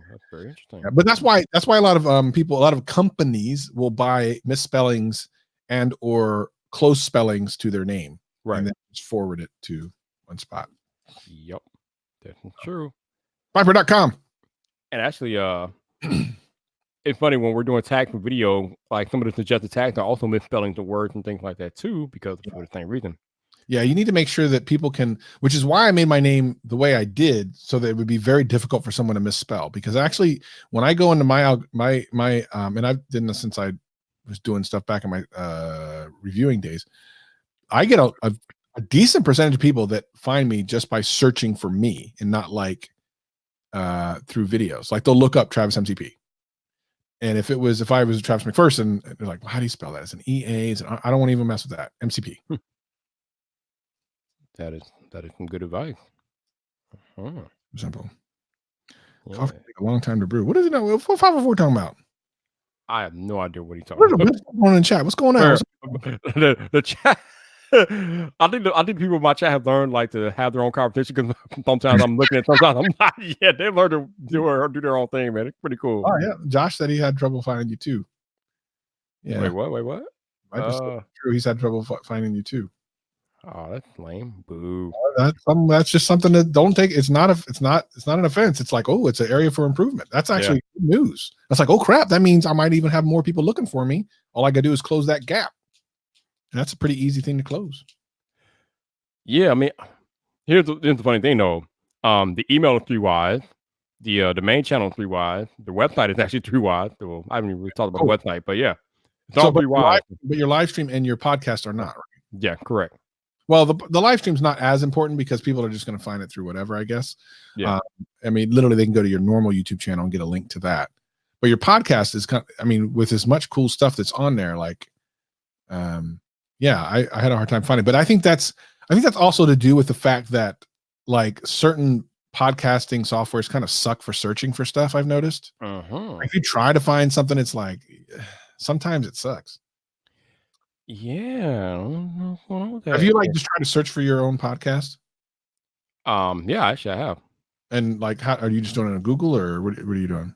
Yeah, I usually do it on Google. Yeah, let me try right quick. Maybe it might come up. And then the Vyp Drive and Vyp Live, I was getting confused. Yeah, I thought about changing the live stream channel name to just Vyp Drive, but most people think I should just keep it separate since they're separate things actually. So see, if I type in Viper Podcast, because I don't know what the name of it is, Telosive Tech comes up first. But what? No, actually, your Anchor comes up, but then so Google will bring up podcasts. Yeah, and Telosive Tech, your episode with them comes up, and then YouTube Creators comes up second. Your podcast doesn't even come up. Painfully Honest Tech comes up. Telosive Tech, Creators Club, Vyp Drive is like 5th with Jacqueline. So you're like 5th. You're not even like your SEO. Maybe in your show notes or something. Is there like, I don't even know, is there tags in that? I let Greg do all that mess. But if you type in Viper Podcast into Google, your thank goodness your Anchor comes up first. So that's just because Anchor has good SEO. But then under podcast, it's like you're not really on there. 2 of the best tech channels out there. Watch out, Thomas Riley. Hold on, baby. Do it.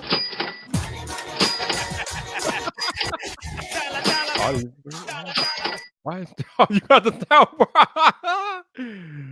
Yeah, I mean, but actually, you're looking at podcast, but if you keep scrolling down the page, then it does show up. So I mean, I don't know.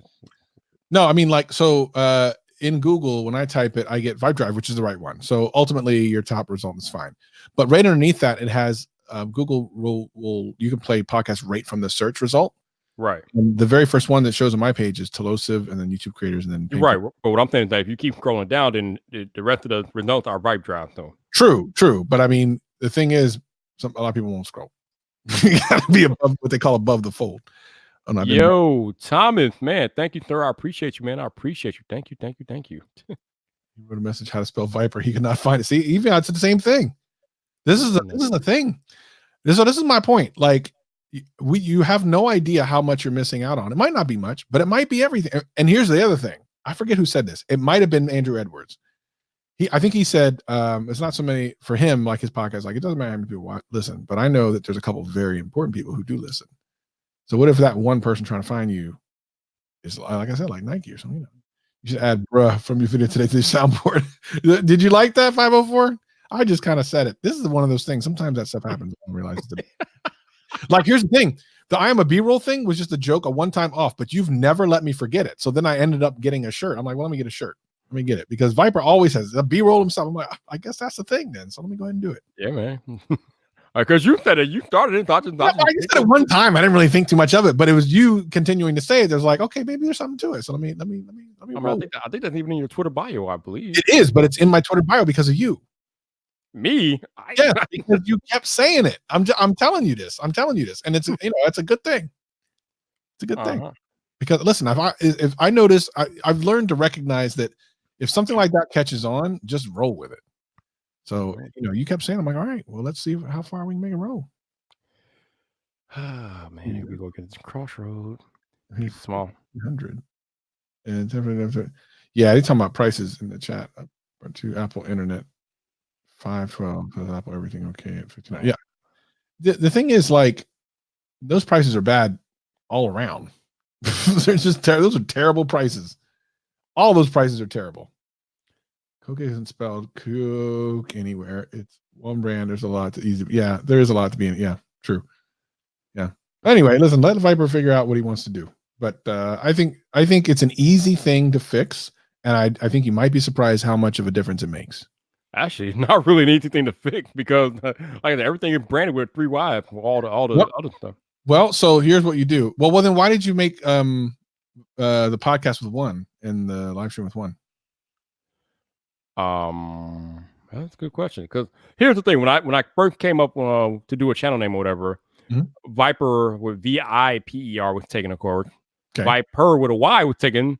2Y was taken. So I'm like, all right, let's go all for 3. All right, which is fair. But then you had an opportunity to do that with the other 2, and then you didn't. But you went back to a 1, right? Yeah. So I think the way you fix it, and I think now that you have a website, this is exactly what you do. You start throwing that little junk thing, the little lower third in your videos. And again, you just link everyone from there. So it doesn't matter if people can find your podcast directly. They just go to your website. And ultimately, as Andrew will let people know, you don't want to be reliant on people finding you on YouTube. You want them to find you somewhere where you have control, and you have control of the website. So you put everything on the website. Viper.com is all you need to remember. You don't need to remember anything else. If I were you, that's what I would do. I'd be like, Viper.com. Because you think about this. What does Nick Nimmin do now? Tubertools.com. I wouldn't have known that if he didn't start saying that in the last like half a year on his videos. It used to just be Nick Nimmin. But now it's Nick Nimmin, tubertools.com. That's a good point. Now here's the funny story. Yeah. I just recently made a website with a RipYT. Yep, me too. But now I'm locked out of it because I can't remember the password I used. And and what's that? Reach out to him on Twitter. I need to because their forget password tool does not work. Not good. By the way, they're local to me. They actually came to YouTuber meetup in Seattle like a year or so ago. They were like, we have this thing coming out. It's a quick thing to make YouTube websites. I was like, oh, that's kind of cool. I didn't think they were going to last, but they're actually pretty cool. Pretty nice. Yeah, and I have my I don't even remember which thing did I forward to it. Let me see. I think it's MC Media. Yeah, mcpmedia.biz goes to it. Takes you to my Rivet thing. Oh, okay. MCP Media, nice. Right, that's my LLC. What's good, Exquisite Bliss? Go ahead, girl, get it. We got Exquisite Bliss in the building. How you doing? Legendary Exquisite Bliss. So I mean, I haven't done this yet. So I mean, obviously you have, but how does that process work in starting an LLC? I had a lawyer do it, bro. I'm not even gonna lie. I took a bunch of money. I'm not even lying. So here's the thing: you can do it wrong and not protect yourself. So this is what I learned through the lawyer. Because you can go to you can go to LegalZoom.com or whatever. But apparently parts of it are different for Washington State. And the biggest problem is if you do it wrong, you are not protected, which is the whole point of an LLC. So in other words, and I really talked to Brandon from This Is Tech today because he had his set up before I already got mine set up. And so this will be my first year doing taxes. I'm not doing, I have a tax company. I'm giving them all that. I'm like, I don't know what to do with this. Just tell me how much I owe. But it's, all kind of under that. The whole point of an LLC is to protect you against like liability. And if you set it up wrong because you checked the wrong check and you don't know what the hell you're doing, and because you wanted to save a couple $100, and then on the back end someone sues you for no good reason, you're gonna wish you had paid a lawyer to do it. So I just was like, look, I consider this an investment. I took some of my AdSense savings and I went, please make this for me, and he did. That was the end of that. And then I didn't have to worry about it. I just signed some stuff, and that was it. All right, cool. Now I got it.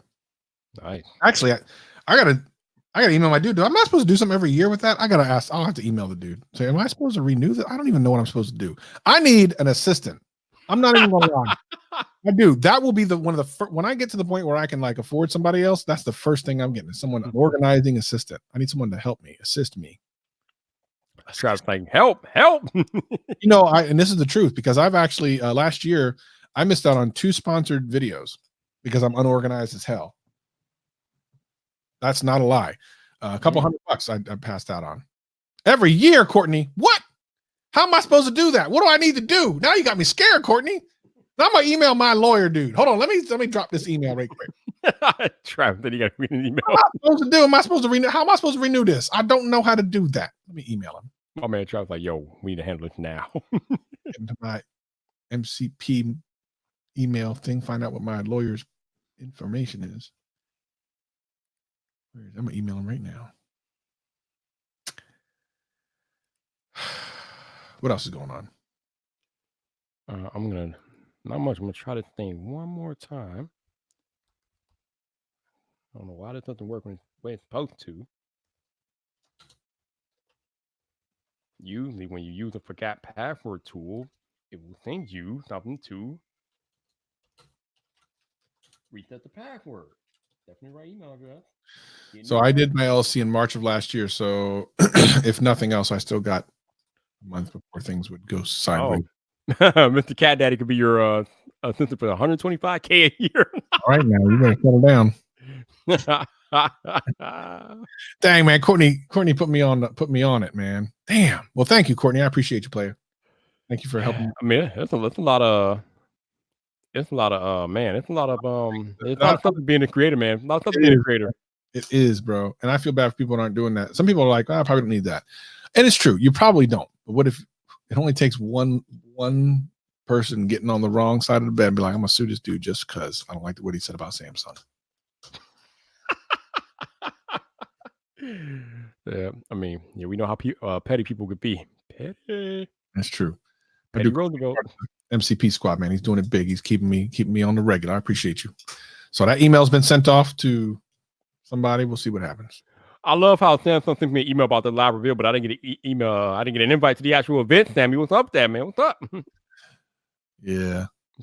The Baron back. Yo. What up? What up? So, how do you feel about foldables? I think they're cool. I'm not gonna pay a whole bunch of money for one, but I think they're cool. If they come under 1,000, I'll buy one. Oh yeah, we talked about that earlier this year. You said you are going to possibly get a foldable this year, right? If it's under 1,000 or 1,000, yeah. The Galaxy Fold, like I said, right now is already at 1,500 on Amazon for like a renewed one. So by the end of the year, that'll be 1,000, and by that point, who cares? But if I'm not going to touch that Motorola when that thing, man, they are tearing that phone up. Like, damn. They should have known better than put it out on a wall at Walmart of all places. Come on, bro. Don't know what you did there. I don't know why you did that, bro. Bro, like if you go to any Walmart in the nation, you go to the phone section, you know there's those stands with no phone on them because they got ripped off of some crackhead wanting to take one home. But they decided to put them out there, and then now they're feeling the pain. But yeah, no, I want one, but I just want to make sure that it's not gonna fall apart. But I do want one. Yeah, I'm not, truth be told, I'm not really that interested in the Z Flip, but I am very, very interested in the successor to the Galaxy Fold. I think that's going to be the bomb. Yeah, that'll be the better of the two, although I do like the form factor of the Z Flip. I think whatever the Fold, if they're even going to do a Fold this year, like, I don't know, maybe they put all their resources into the Z Flip this year. I don't know, but there's a lot of chatter that we might have a Galaxy Fold with an F Pen support on it. I'm like, okay. Yeah, I've been saying that for over a year. I've been saying that the Note line should get folded into the you made a joke. And you get rid of the Note line, and that becomes the new Note. I said that when they first talked about the Fold coming out, so over a year. Mm-hmm. The slider, Drift saying the slider. Remember the sliders? That's one of my first phones got that slider. Baron said you ain't getting a foldable for 1K unless you get a U. Pretty much. Right. I can wait. I ain't in no hurry. Yeah, Travis, he's the Jedi Master of patience. I ain't worried about it. I'll save myself a couple hundred. That's the Orlando, since he's like a clamshell but needs a great camera. Well, you might get that with the Z Flip. So yeah, is this supposed to use like what is it supposed to use? It's supposed to use like the current Samsung phones. Yeah. I think it's gonna be using the current cameras. Yep. LeBaron thinks Galaxy Fold with an F Pen. Sign me up. I know, man. I want that. I want that one. I would be in for that. But again, they have to really go after making it something that I'm not fearful of breaking. But yeah, I would totally be up for that. And they have to come in at a reasonable price because $1,980 is not a reasonable price. And not just that, like you have to remember that you couldn't even use your fingernail on the screen. You definitely want to use a pen on it. So I mean, we're a ways away from that, I think. I don't think you're going to see that anytime real soon. But yeah, it'll come. I feel like it will.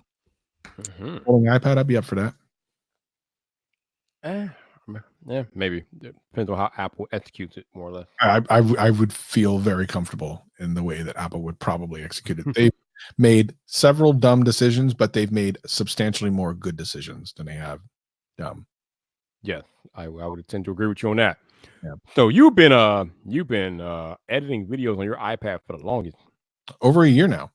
That Numo Fusion still working out for you, all right? Yeah, baby.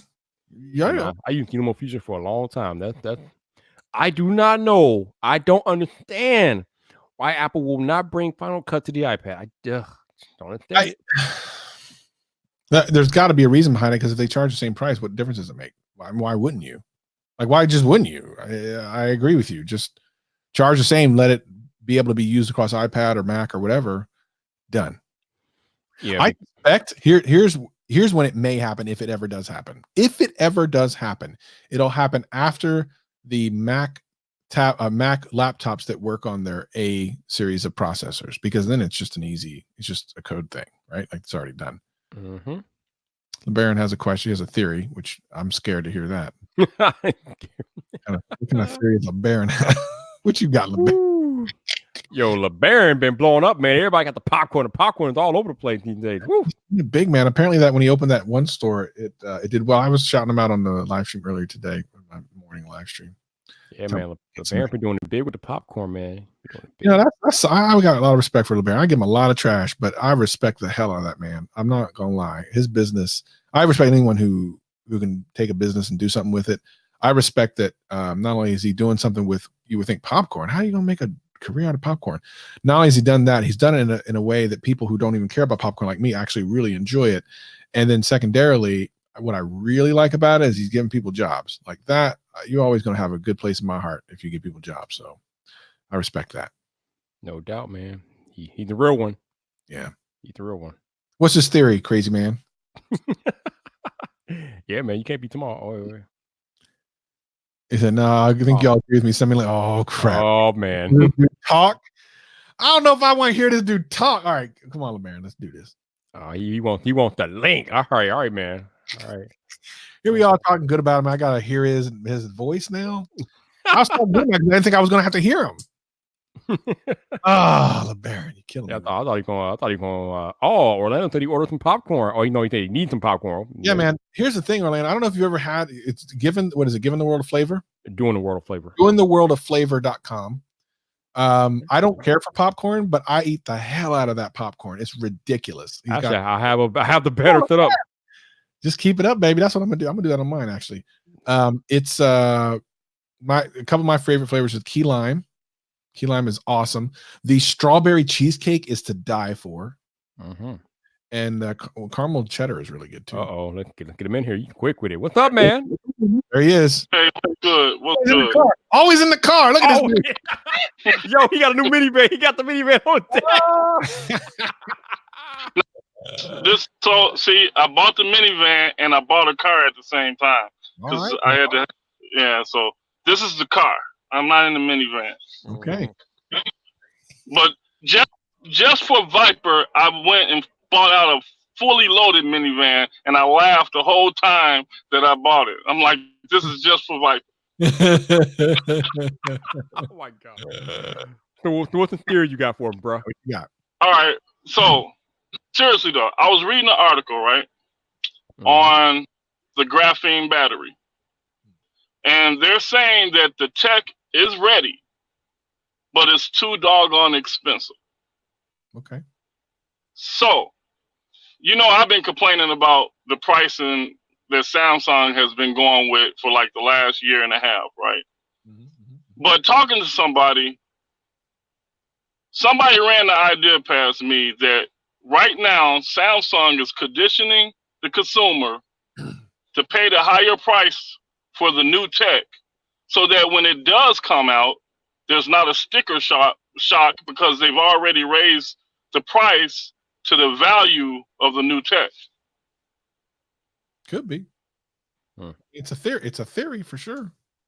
I mean, every year the price has been going up. I don't know if they think. I mean, listen. Here's the thing. I've sat in some corporate meetings and I was like, "This is the weirdest shit I've ever heard in my life." So it's possible. It's totally possible. But you know what? I can't rule that out. I think my first inclination is I don't think they're doing that. But based on things that I've heard in corporate meetings, I can't rule it out, man. I can't rule it out.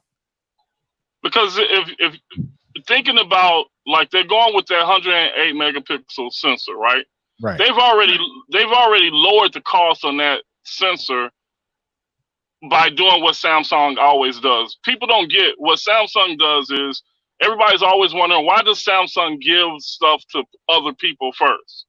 It's because they, the basic rule of manufacturing, the first piece is always the most expensive, and it gets cheaper as you manufacture it. So if you got somebody else, that you're giving it to first, and you just tweak it once you put it out and you clean it up, then you've already lowered your costs, all right, and raised your profit margin by the time you sell it under your brand. So these sensors is not shooting the price of that phone up. Like this 108 megapixel sensor isn't shooting the cost of the phone up. The A65 isn't shooting the cost of the phone up. You know what I'm saying? So they're jumping this price for a reason, and it's not the tech that they're putting in the phone. So wait, basically what you're saying is that we can expect a price hike of the OnePlus 8 because that'll be the first phone that will have that 120 hertz refresh rate and quad HD display. Well, I think you're going to see a hike across the board because the top of the chain does it. Everybody's going to do it. Well, OnePlus not really the top of the chain, but that'll be the first time Samsung puts out that type of display to a manufacturer, them being OnePlus. So if what you're saying is true, then that means OnePlus is probably going to be going up in price this year. Okay. Yeah. I don't know. So that's my theory. That they're conditioning the consumer base so that when they do come out with the new tech, they're not jumping at $400 because it's new tech. You understand what I'm saying? It's like, you saw what everybody did when the Galaxy Fold came out.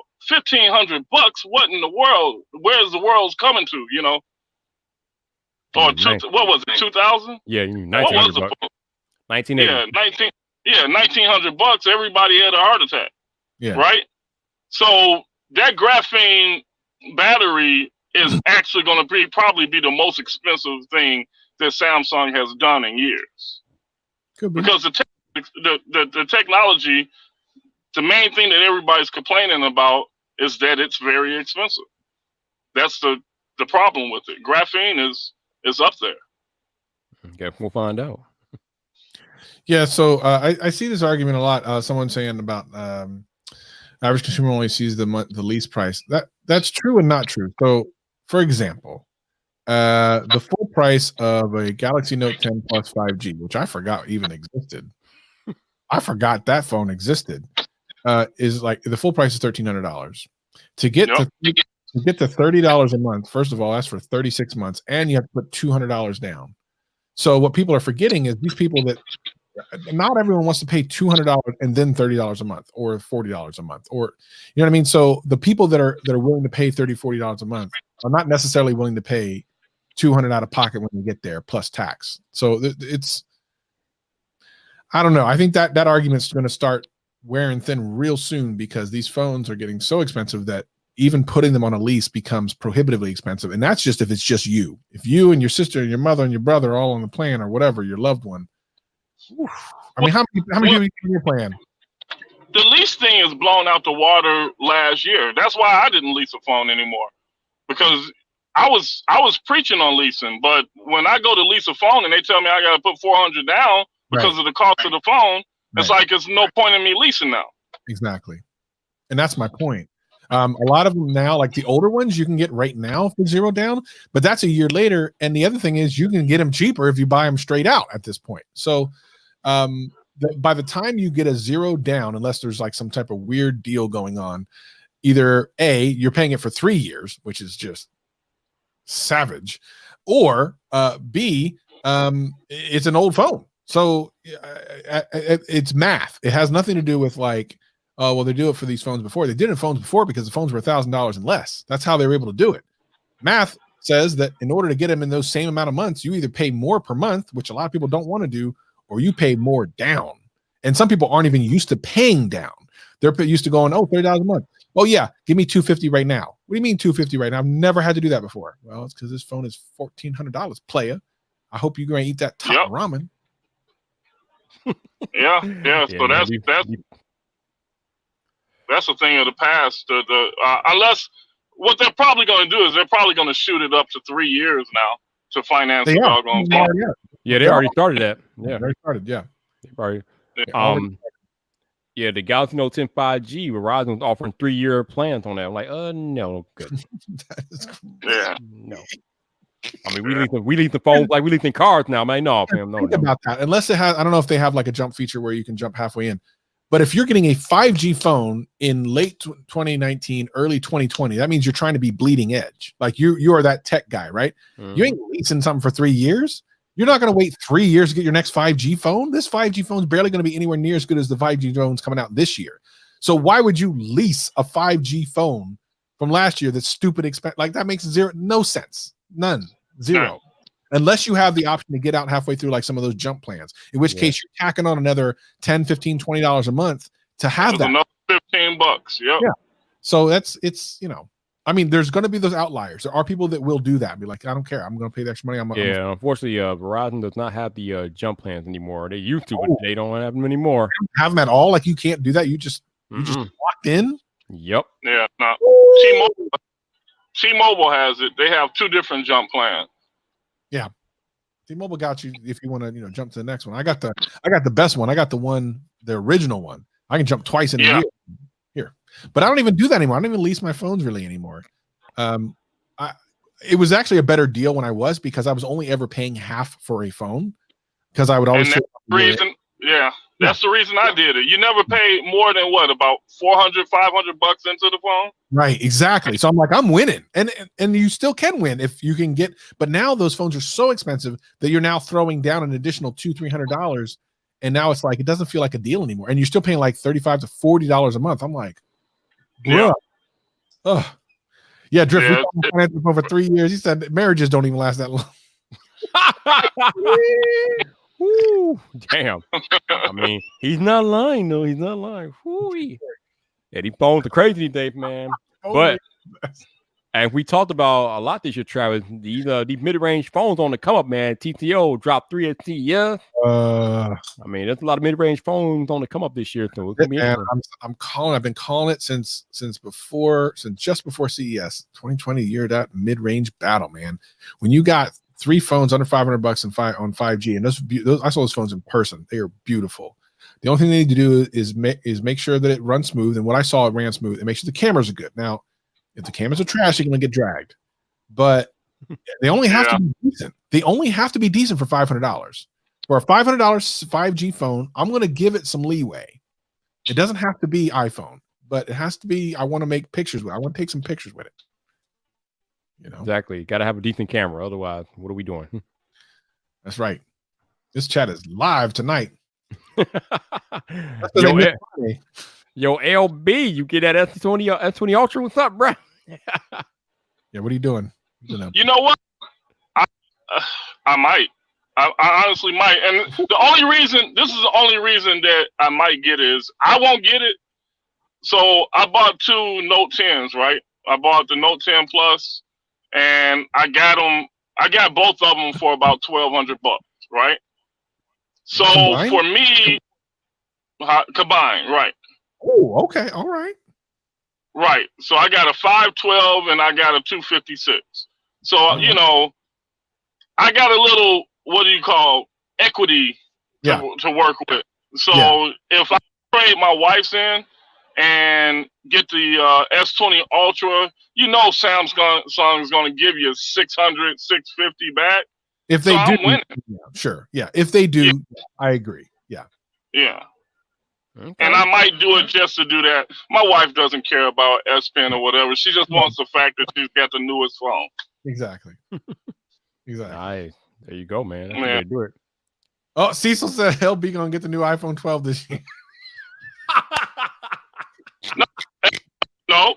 Now, if it actually comes out with this iPhone 9, I'm probably going to get the iPhone 9 only because there's this woman, and we all know who we're talking about, who has forced me out of conversations because I don't have iMessage. Wow. Why does that not surprise me? So Wow. you know who I'm talking about, the I big know who you're Adrian. talking about, but I had no idea she did that. But it does not surprise me. She is a savage. Oh wow.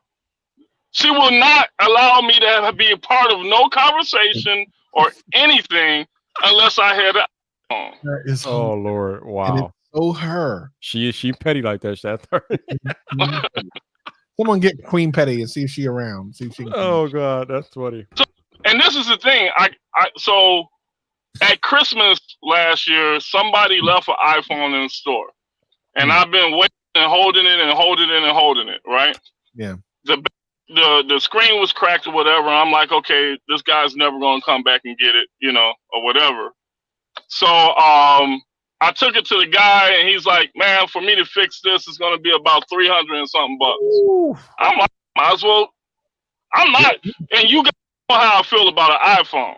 Yeah. So it's like, if I'm gonna put 300 and something bucks, I'll go get this budget 9 that they're coming out with and buy it new.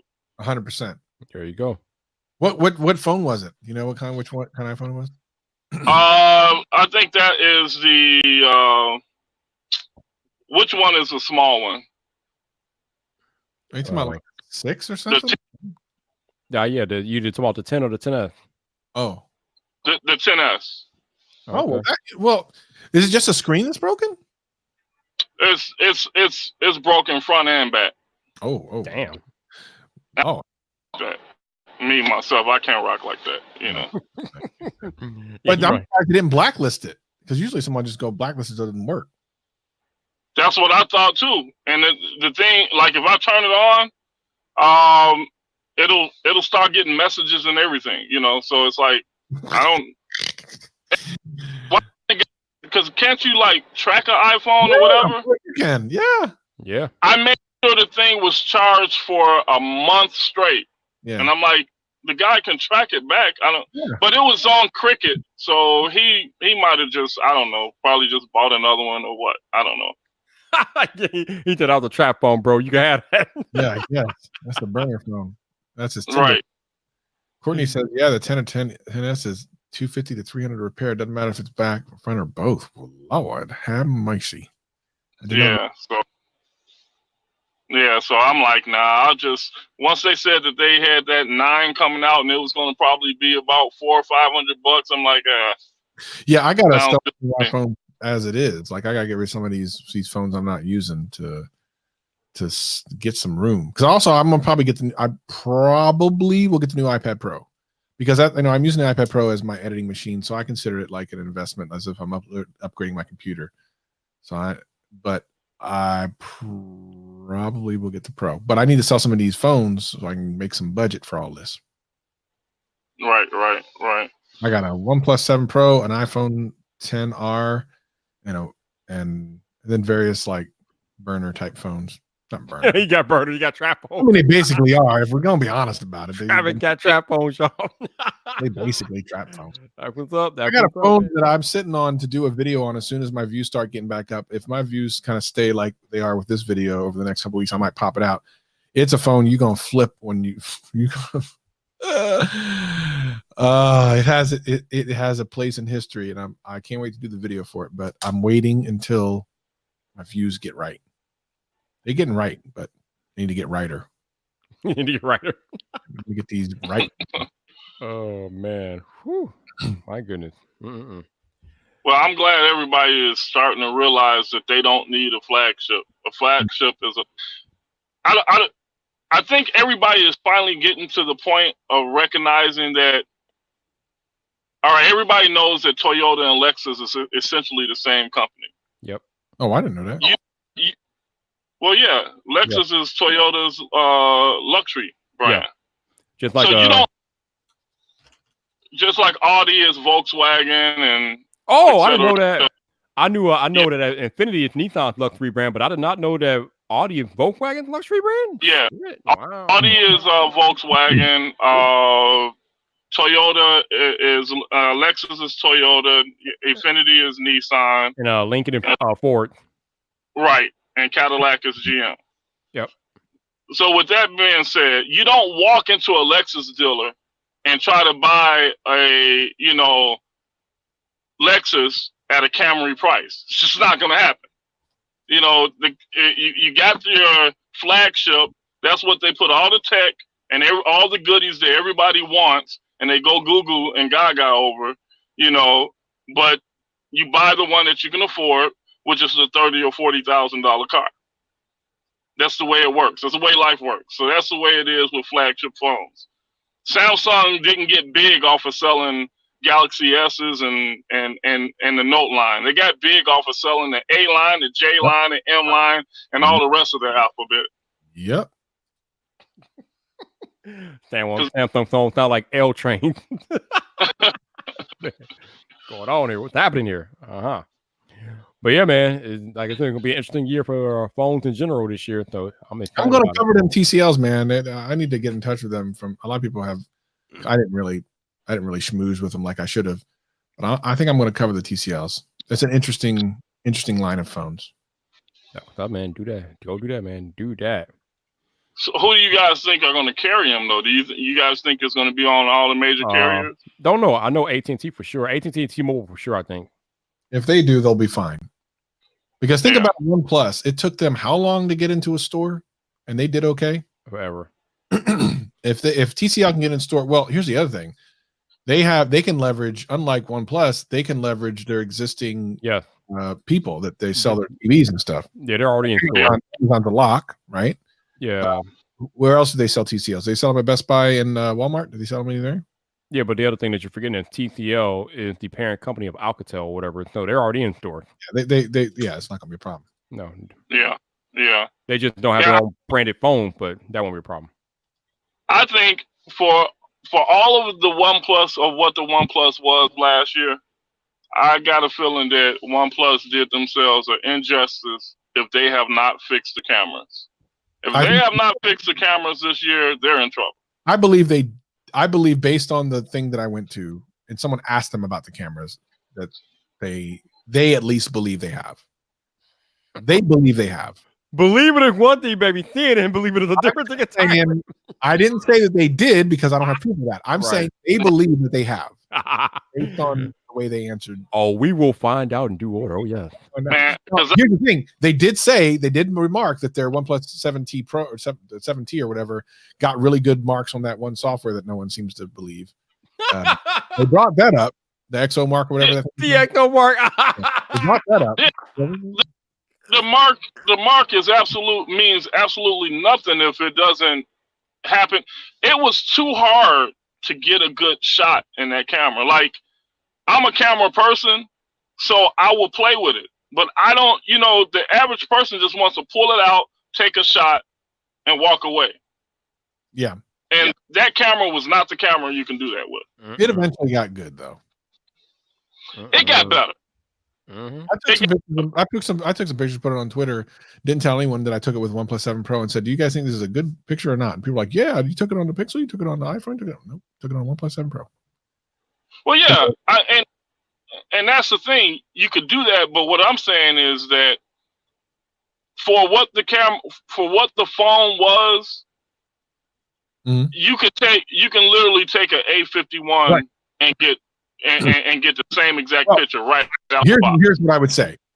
More so than that, you could put Gcam on it and get a really great picture. So really, it was never about the hardware. It was always about the software processing. The software. Yeah, because as soon as you put Gcam on it, it was almost like a new camera. I was like, what? Like, I took some pictures with the same picture with and without Gcam, and I didn't understand what was going on. I'm like, what is this? What?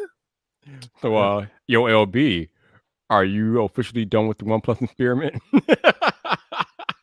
I'm so through. I'm done. Because this is the thing. Not a huge knock to OnePlus. I really had to change the way that I use the phone because I was so embedded with Dex and the S Pen and Samsung Pay that I literally changed the way that I use the phone. Okay. Yeah. In order to use the OnePlus, and they never rewarded me with a great camera. And that's It's funny Kick you me say off. that because you actually came up in a conversation between me and Jason from Payments Going Honest Tech. I think earlier today. I think we were doing an Amazon live stream. We talked about you specifically because you are in the percentage of people where you could say, yeah, the note is probably worth it for him. He's running a business off of it. He's using Dex. He's really using so much of the top percentage points of the phone that most people wouldn't use on a regular basis, but he's using it on a regular basis. I'm like, all right, props to him. I was like, you gotta take LeBaron and put him out of this conversation because he's on this top end user kind of power user base. And I'm saying respect to that, and that works. But for everyone else, it's going to be a different story. But for LeBaron, I can't even box him in. He's got a point. He ran his business off his phone. What do you want me to say? Are you going to run it off on a OnePlus 7? I mean, probably not. I mean, you could do most of the same things, but as soon as you start talking about Dex, it's a wrap. That conversation. Over with. Yep. The conversation. And that's what it was hard for everyone to really understand. And then I tell you what the changing issue was this. Samsung Pay, I don't think people realize. Well, I guess an average consumer probably wouldn't realize it, but for me, I really dread carrying cash, right? I don't like carrying cash. Right. Mm-hmm. Yep. Samsung Pay totally eliminated my need to carry cash. Yep. Mm-hmm. Basically eliminated my need to have my wallet. Yep. All right. 100%. So for me, with a lot of people knowing who I am, I really get nervous with carrying cash. Yeah. And it's one of the reasons I leave my wallet behind. Like if you're going to pull me over or whatever and, stick a gun on me, you're just going to be practicing because I just don't have nothing on me for that very. Practicing. So okay. But here's the thing that scared me from last year. And hopefully they don't do that mess again this year. When they took MST away from some of their Samsung phones, I'm like, all right, look, stop playing. That made me nervous. Yeah, I don't know why they did that. I'm like, okay, they've done it once. Now, was that an experiment to see how often it gets used or not? Or is that like, are they putting their toe in the water and saying, can we get away with this? And we'll find out because I haven't heard anyone talk about MST on these S20s.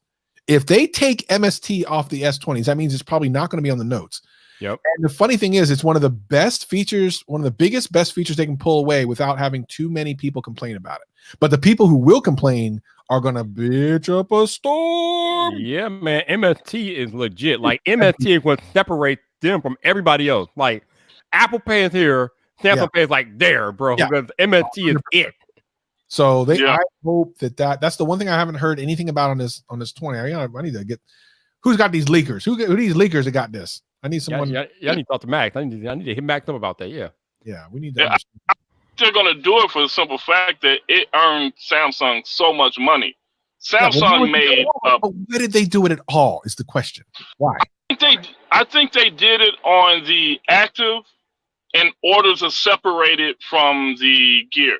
They did it on the regular Note 10, right? Did they? Yeah, I think they took it off the regular Note 10, not the regular like the Plus, but like the regular one.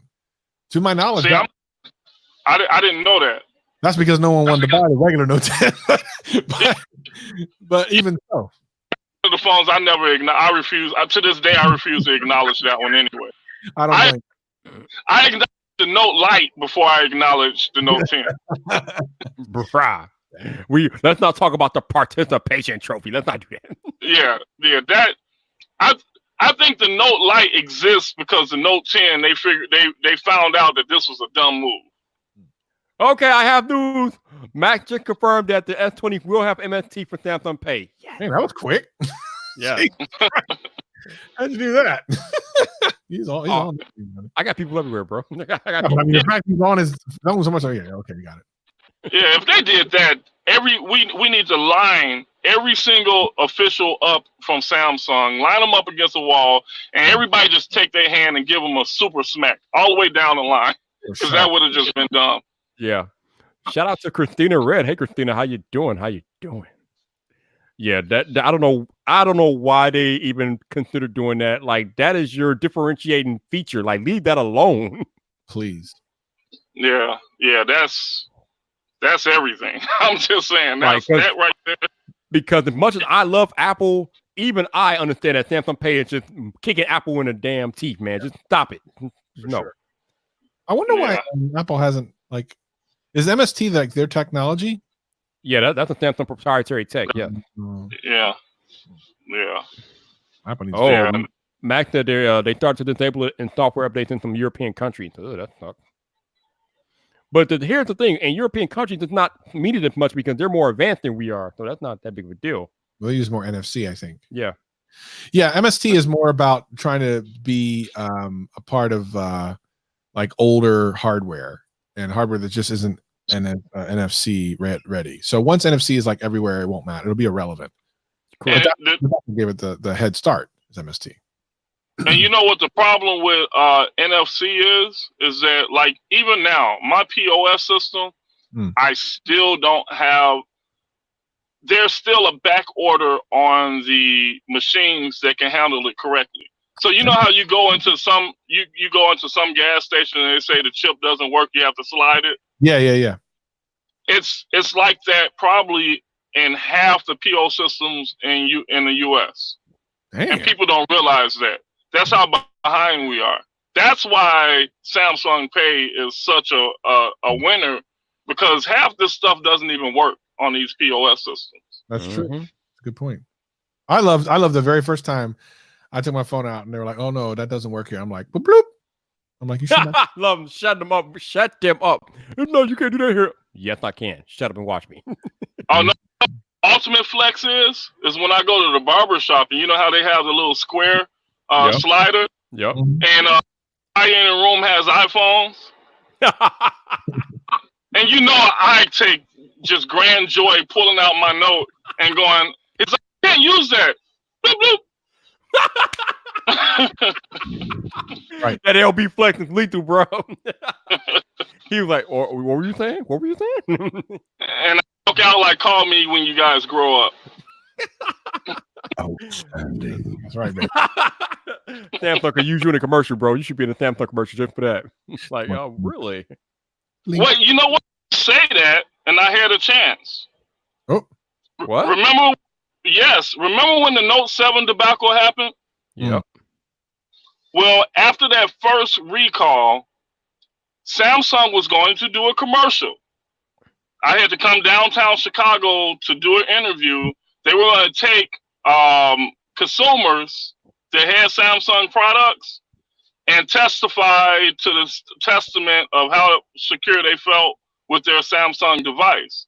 A week later, not even a week later, that's when the second recall came through, and it was like, that's out the window. And I was PO'd because I'm like, oh, I'm about to be flown out to New York. We're going to be there for 3 or 4 days.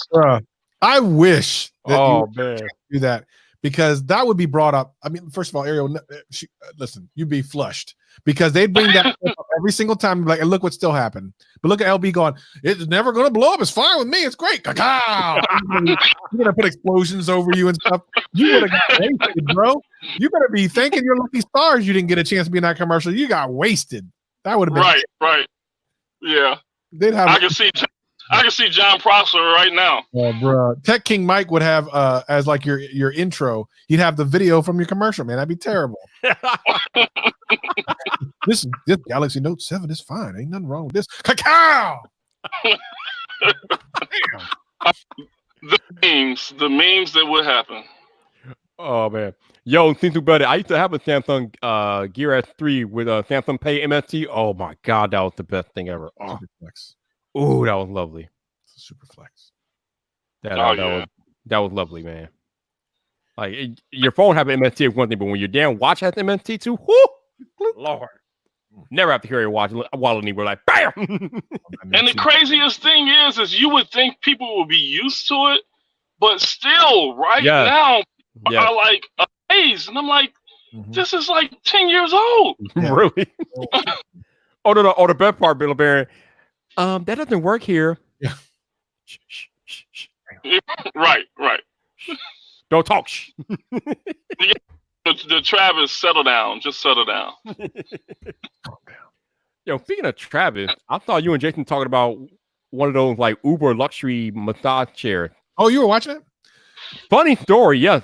I got to sit in one of those today at the auto show, and oh my god. You know the brand? If you can tell me if they sell them on Amazon, I'm gonna look it up. I think they're called Infinity. I think it's like that. Was it the I stupid? don't. Yeah, I think the chair's called Infinity chair. I don't know if it's like furniture firm or something like that, but I know the chair's called Infinity chair or something like that. But oh my god, I sat and went to that at the auto show, and it literally changed my life. The damn thing massages everything, dude. Like literally everything. So that happened at CES. Jeff and I asked Jeff. Jeff and I went to this location at CES where they had all these massage chairs, and it changed our lives. I mean, we were there. I didn't want to leave. It was all up in my taint. I know. I mean, like we got booty massage, feet massage, like it massage everything, dude. Like that's crazy. Tell them in the chat. Tell them in the chat where you got felt at, because we got felt up and then we left. No, I can't put that. But that's okay. It's okay. You can't put that in the chat. Can't put that in the chat. But yeah. Yeah, I was gonna do one tonight, Tech Free Needs, but I'm gonna be too tired after this. I'll do one tomorrow. I got one tomorrow. Bender Tooth says furniture firm Infinity chair. Yeah, that's what it is. Those chairs will change your life. Like that was crazy. Oh, that's where you were. You spent 45 minutes in the chair. I sat there for like what 15, 20 minutes, man. Whoo, Lord. Yeah. No, Genosis, everything, dude. Like literally everything. Does Jeff say the same thing? Looks like they don't sell it on Amazon. Damn. Probably. Yeah, but those things are expensive, man. Like I think they're in like in the thousands, and I'm like, damn. Well, yeah. I mean, what I'm going to buy is going to be a couple thousand, but I don't care. I got this opportunity to do it. Time to do it. Jeff and I were like, man, can we get some of these sponsorships so we can get one of these? It was like the one we sat in, Jeff. What were they, like 5,000 or 6,000? And we were like, maybe we can get one of these sponsorships. Like when I say it massages everything, it literally massages everything. You might turn over on your stomach, be like, all right, look. Hey, look, this other side. You guys gave me an idea. That might be I might have to tuck some change to the side. That'll keep me out the doghouse for at least a year. I'm not lying. I am going to get one. It's been on my list of things that I've wanted to have for well over a decade.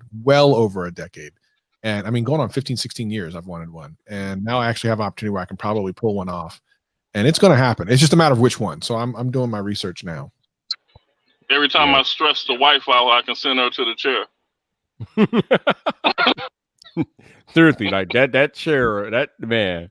I had to catch a train, but boy, I would have sat there a little bit longer if I had to catch that train, man. That chair, whoo, you spend a whole life in that chair. Oh yeah. I just put my grandmother Lazy Boy on sale at the brick and mortar because she had on the brick because she had that accident back in December. Oh wow. Yeah, man. All right now. Woo. Look how you only look at little Baron. If you have your contrast turned a certain way, you just see his eyes. Like a damn cat about to jump at us or something. LeBaron look like he about to go rob somebody, man. I don't know.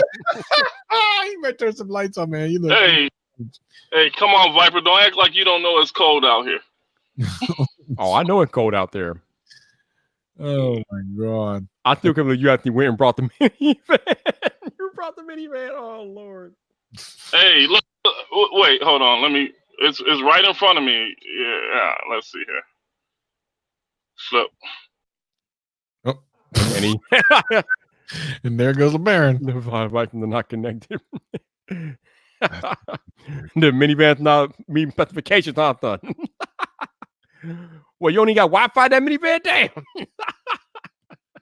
Let me see if I turn that out. What happens? Oh man, that's funny. Oh, actually, that's okay. Yeah, man. I think maybe he just got home or something, so he's going to. There he is. Yo, Bender, that's actually a good idea. I got again. Okay, here we go. Whenever it sends me backstage, I don't know what's happening. I don't have it either. Oh yeah. But yeah, LB, I might have to borrow your minivan, bro. Look, you're joking about the minivan. My wife didn't want the minivan, right? She wanted an SUV. So I got the minivan because with the other store, one of the stores I don't have a kettle in. So like all the sweet popcorn that you guys like the strawberry cheesecake and all that starts off as a candy corn and we coat it in a chocolate or whatever. Well, my Gary location, that kettle is like 8 feet long and like 7 feet tall, and it would eat up too much space in my kitchen. So what we do is we'll kettle the corn in Oak Lawn, and I'll move it to Gary as we need it. The problem is the Gary location sells probably 8 times more popcorn than the Oak Lawn location. So I'm always moving popcorn from there to there. And the SUVs just can't hold as much popcorn as the minivan. You know, the minivan had those fold flat seats. And I'm like, I told the wife, I'm like, look, I know you want an SUV, but Daddy got a business to run. So what? So is this the one that's selling all the popcorn? Is this the new location? Yeah. And so how did you find? Apparently, you found like the sweet spot. Like, how did you find this spot, and like, how did that all work out? And it sounds like the business is doing good, which is good to hear. Well, man, I've been wanting this spot for like 2 years. Okay, because everybody, when people hear a Gary, they're like, "Oh, nothing's going to survive." Blah blah blah. Mm-hmm. This place is literally sitting right off the expressway, right? Mm-hmm. It's at a gas station, which is next to a Little Caesars, which is next to a Shark's chicken spot. The city of Gary doesn't have like a plethora of places to choose from, so really everyone has to come to this spot. And then I'm in the plaza with a grocery store. So literally everything that everyone has to do is in this location. Oh, all right now. So it's just a numbers game. If I got a shop, like my lease is like $2,500 a month, and if I got a shop, if I do 30 customers, about 30 customers a day, I can survive. Well, this place, this is the slowest time of the year, and I'm doing like tonight. I did 80 customers. Oh Lord. Yeah. So I need to get into this one, son. This was the jackpot of locations. Like, I've been involved in 22 locations, and this one has outdone them all. Your graph, bro, that's what's up. So, basically, in layman's term, LB taking these to the hood because the hood has been good. Apparently, so does that one even lift the other one up a little bit, or is it just kind of its own thing? Like, is the other one? The other one is doing okay, but what I've decided to do with the other location is to use that one just to sell corporate orders and do online orders. That's smart, yeah. Okay, so that's what that one's going to do. I'm in negotiations of another location. Viper might know where I'm talking about, 95th and Jeffrey. Oh, yeah. Yeah, so this location, the owner of the plaza, brother-in-law, came to me and said, hey, just open up a grocery store. Whatever you want, we'll give it to you. We'll keep the lease about the same as this one, and we'll boost the lease over the 5 years. So in Chicago, that lease should cost me about $5,000 a month. We're starting off at 25, and we'll build it to $5,000 over 5 years. So I can't turn that down. Yeah. And then another guy came up to me and said, hey, I got a location on 71st and Jeffrey. I'll give it to you $1,000 a month if you do your own build out. I can't turn that down. $1,000 a month. That's not, yeah. You should. Is it in a good location? It's in a converting area. So it's right around where they're about to build a Obama museum and everything. So this area, they just built a grocery store across the street, and it's right on the South Shore train line. So for me, it's a numbers game. Yeah. If I get 50 customers, I'm sitting on cash. And on that location, I'll probably average 100 customers a day. Jeez. Higher security, but I want to see this empire, man. I want to see this empire grow. Let's see what happens. Let's see what happens with LB. Oh yeah. Curious. Yeah, I'm trying to do it, man. I'm trying to do it because that's what you got. How much does it cost to stand one of these up? Because you got to like get the hardware, and then you got to train people up. Like that's got to be kind of expensive too. No. Okay, I'll tell you like this. For me, it really doesn't cost that much for the simple fact that I own everything, right? So I don't have to pay a licensing fee or anything like that. Sure. So that cuts like 30 grand off the top right there. Okay. The bags and things like that, I don't have to pay increase on that because I'm making the bag. So the Gary location cost me about 37,000 to get off the ground. And is it paid off now? Yeah, it's paid off. Wow. Good for you. That one was paid off in the first month. The first month I did 47 grand. Do it, Travis. Do it, Travis. Yep. Oh, right. But the catch-22 for me is when people see what I'm doing, they think, okay, he's making money hand over fist. I'm at the top of the food chain, so I'm growing a brand that's supposed to be a franchise. So 47 grand ain't a lot of money for me because, like, next month I got to order bags, Right? And I can't just order $2,000 worth of bags. I got to order 20 grand worth of bags. No, I get it. I mean, I understand how the business works, and that that's not profit. But the fact you can even turn that over in the first month selling popcorn in a new location where like your brand isn't known is spectacular. And I said the respect is all there. Yo, Travis, Sure. I think you need to do it again. Why? Is he getting another one? Well, he's got 2 more stores opening, so we might be able to do this. Well, and then how many months has that thing been open? November 9th was the day one. So And- that's Oh, so it's only like 3 months. What you don't have to give away too much. What in January would you pull? Ish. this month I think I'm sitting at like 32 grand, but this is the worst month of the year. So But I'm that's sitting still at over, 32 grand. but that's still over what you would need to like cover expenses and stuff, right? Oh yeah, easily. Well, this store is actually paying for the Oak Lawn store. If I didn't have the Oak Lawn store, I would probably be sitting on probably a good 15 to 20 grand. Just sitting on it. Wow. Yeah. That's respect. I like to hear that. How many people do you employ? Right now, I am at 5 employees, and it'll probably go up to 8 or 9, when the season picks up. Nice. Yeah. How So, far are you and from like baseball fields and soccer and stuff like that. I might dabble into that. That hasn't been as cut and dry as it seems because we do so much to the popcorn. Yeah, with the baseball. But I mean, like, I know that most popcorn at a baseball field, you might not be thinking too much about like the cream cheese or anything. But I mean, you do have like the caramel and stuff, which totally is right up and cheddar and stuff. Yeah. So, like, if I can get to like a Wrigley field or something like that, oh man, tell me. Can you do a food truck and just do that, and then just sit it out somewhere nearby, half a mile away or something? So that's like on my next. That's after I get these 2 locations up in Chicago. I got something cooking in Florida right now. I got a little part. So this is what I'm doing just to get the brand to grow. I am doing like a 60-40 split because I will never do a long distance location anymore.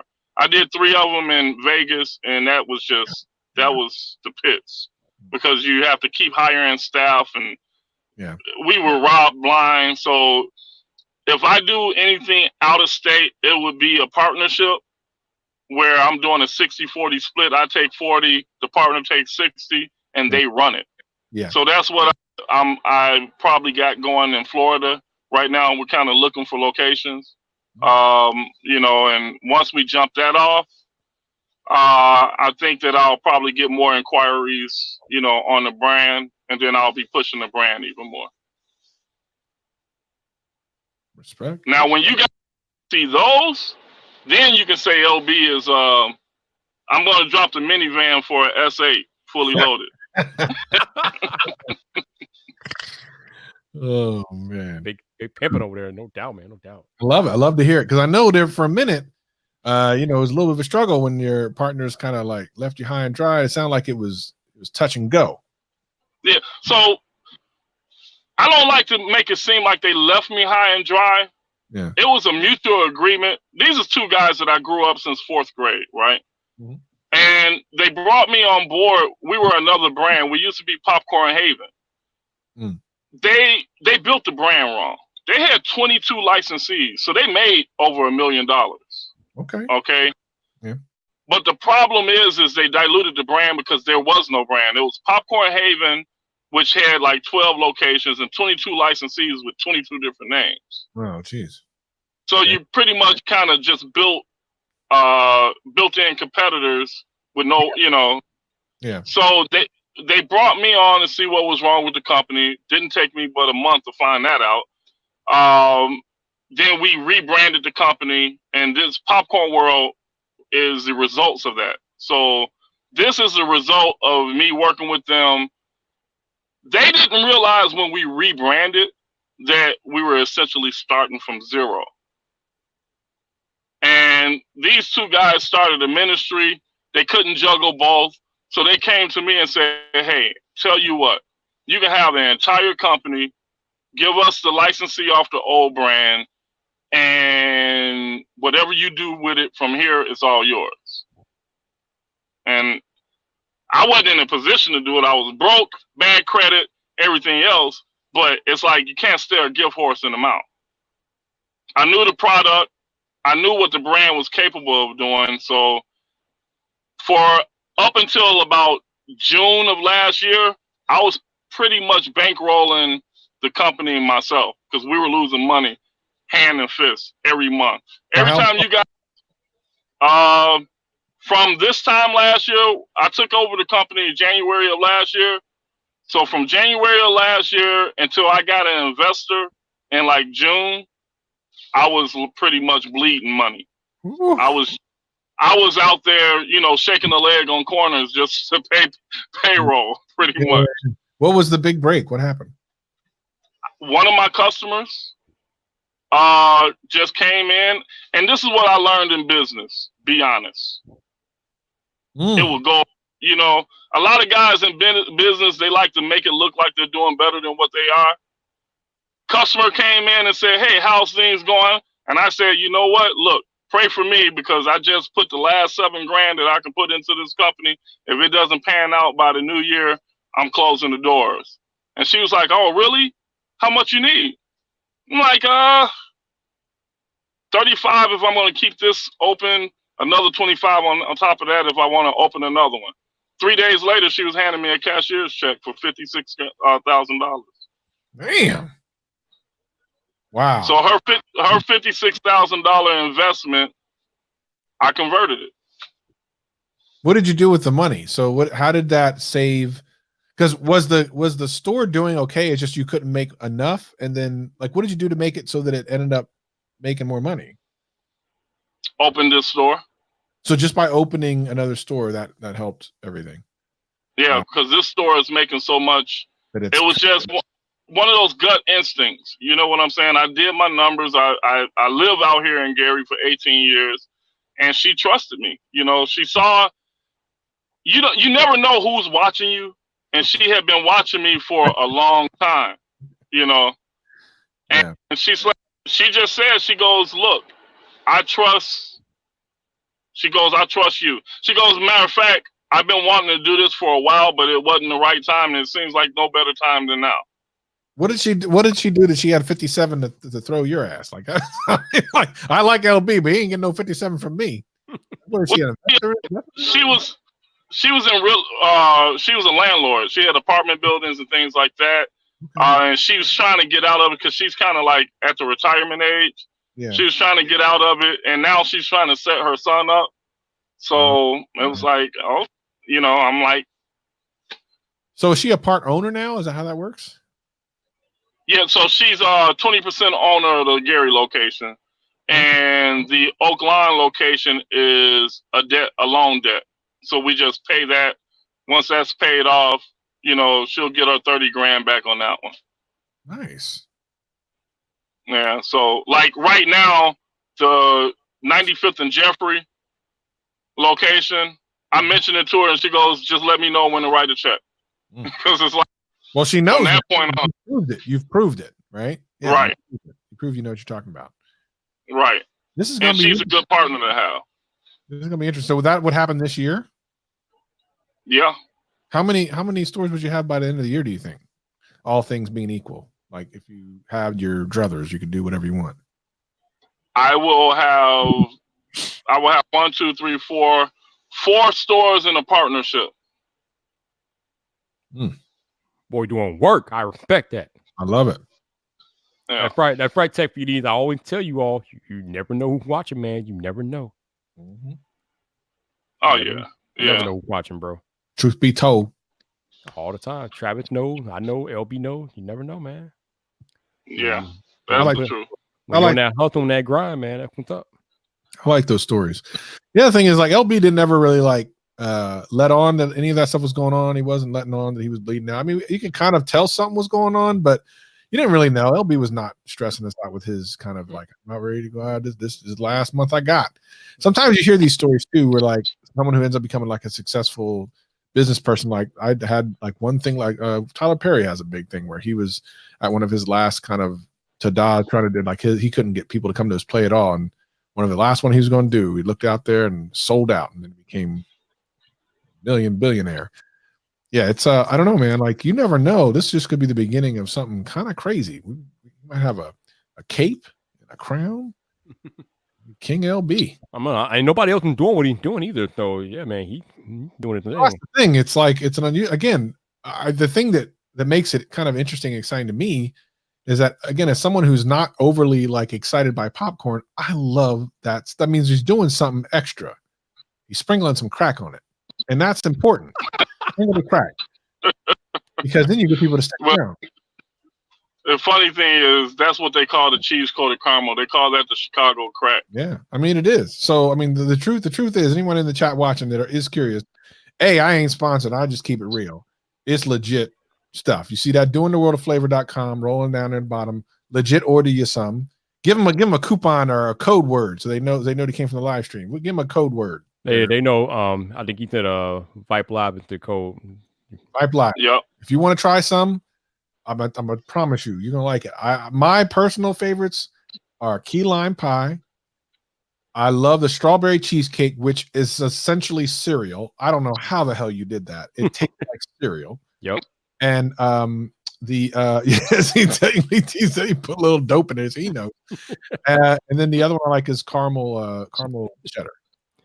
Man, you know me, I'm about that cheese and Snickers, man. That's my jam. Woo! But yeah, them popcorn's legit. Like, you guys want to try some, hit up that website. Do it. Man, you won't regret it. You will not regret it. It's legit, man. It's legit. Legit. Whoo. Oh, yeah. Legit, man. That's what's up. OneWorldFlavor.com. No doubt.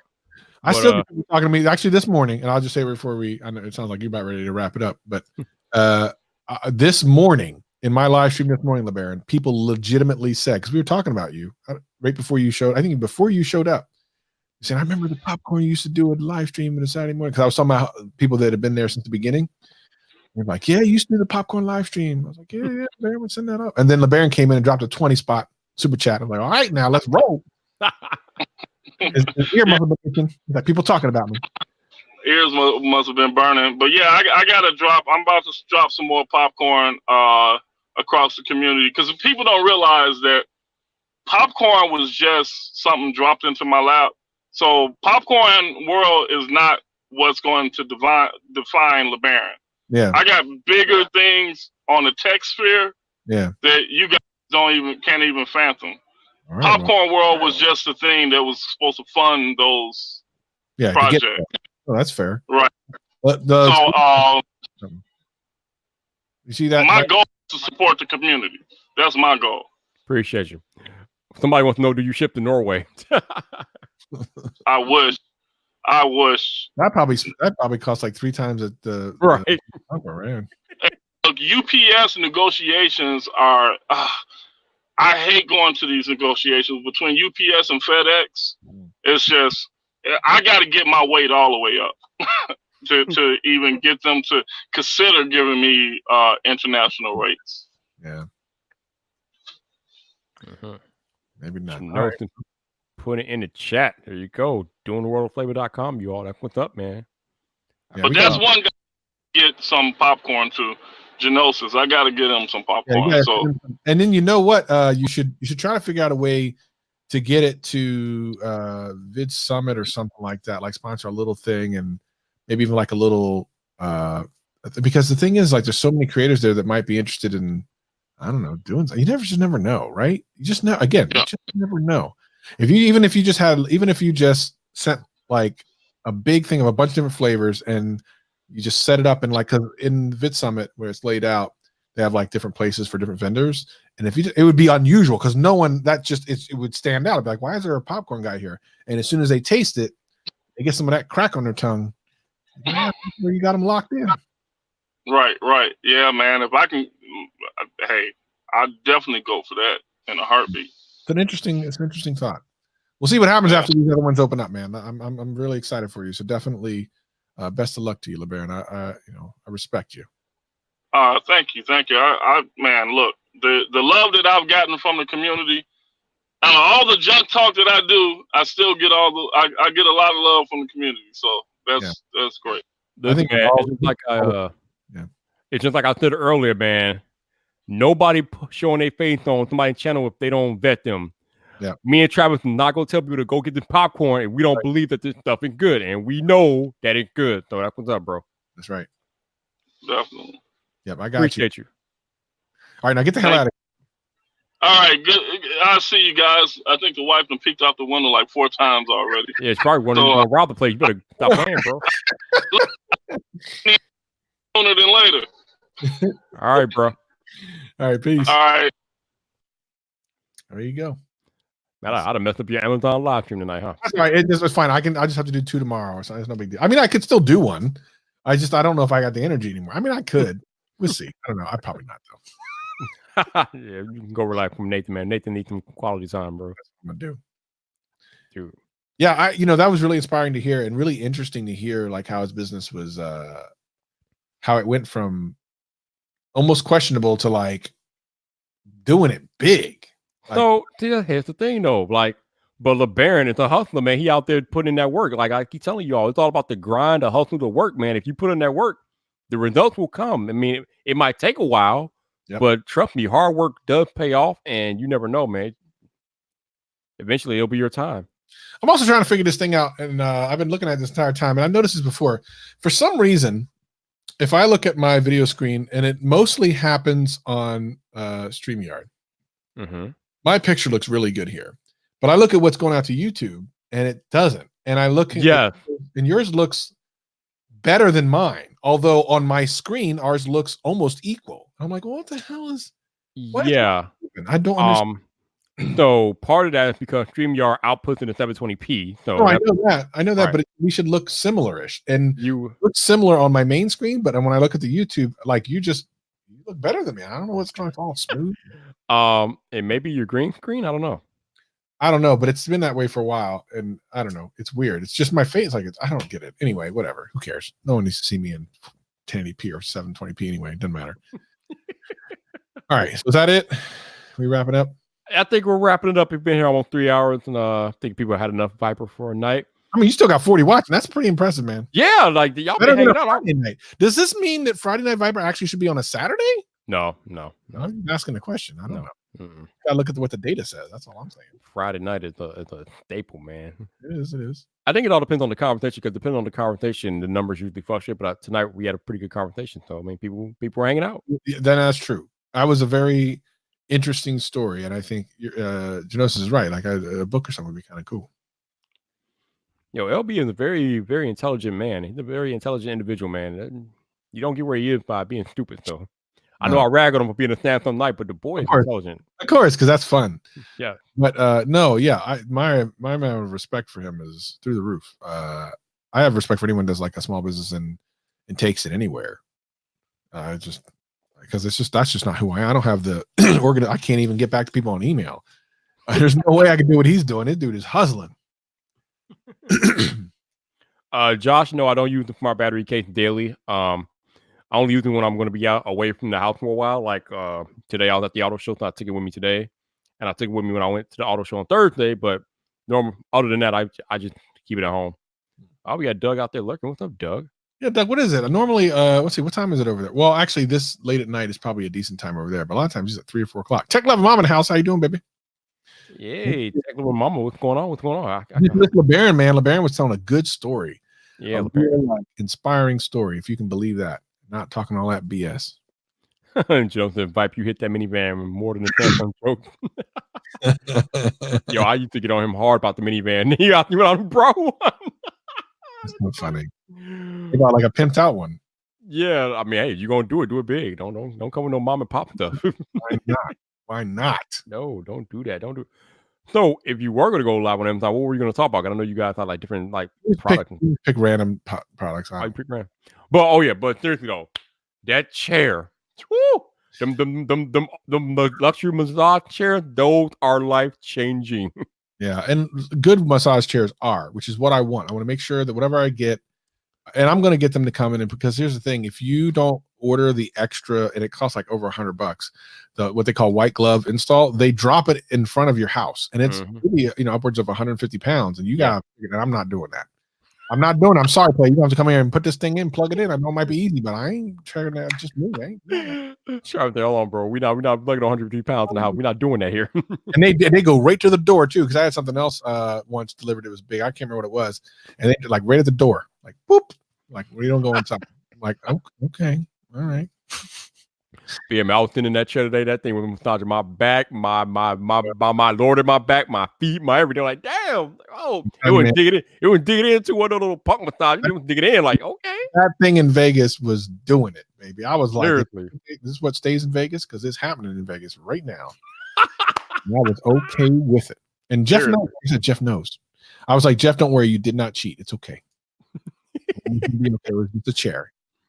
Yeah, those chairs are legit, man. So if you get one, you already know, man. You already know. Yep. But on that note, folks, that's gonna wrap it up for tonight, man. I appreciate you all hanging out. If you super chatted, thank you so much. I'm not sure if I'm gonna be back for a podcast Monday night. I'll have to see what's going on. I still need to shoot a video tonight so I can have it out for tomorrow morning, because I was looking at my best time statistics, and apparently Sunday morning is the best time to post a video. So I need to get on that too. Yeah, I noticed Saturdays and Sundays because people have time, right? They have some time. So, I just do that. But I appreciate you guys rocking with your boy, and thanks for Travis and LeBaron for hopping on and joining me tonight. I appreciate it. But other than that, we out of here. Peace. You want to talk to me directly? And that.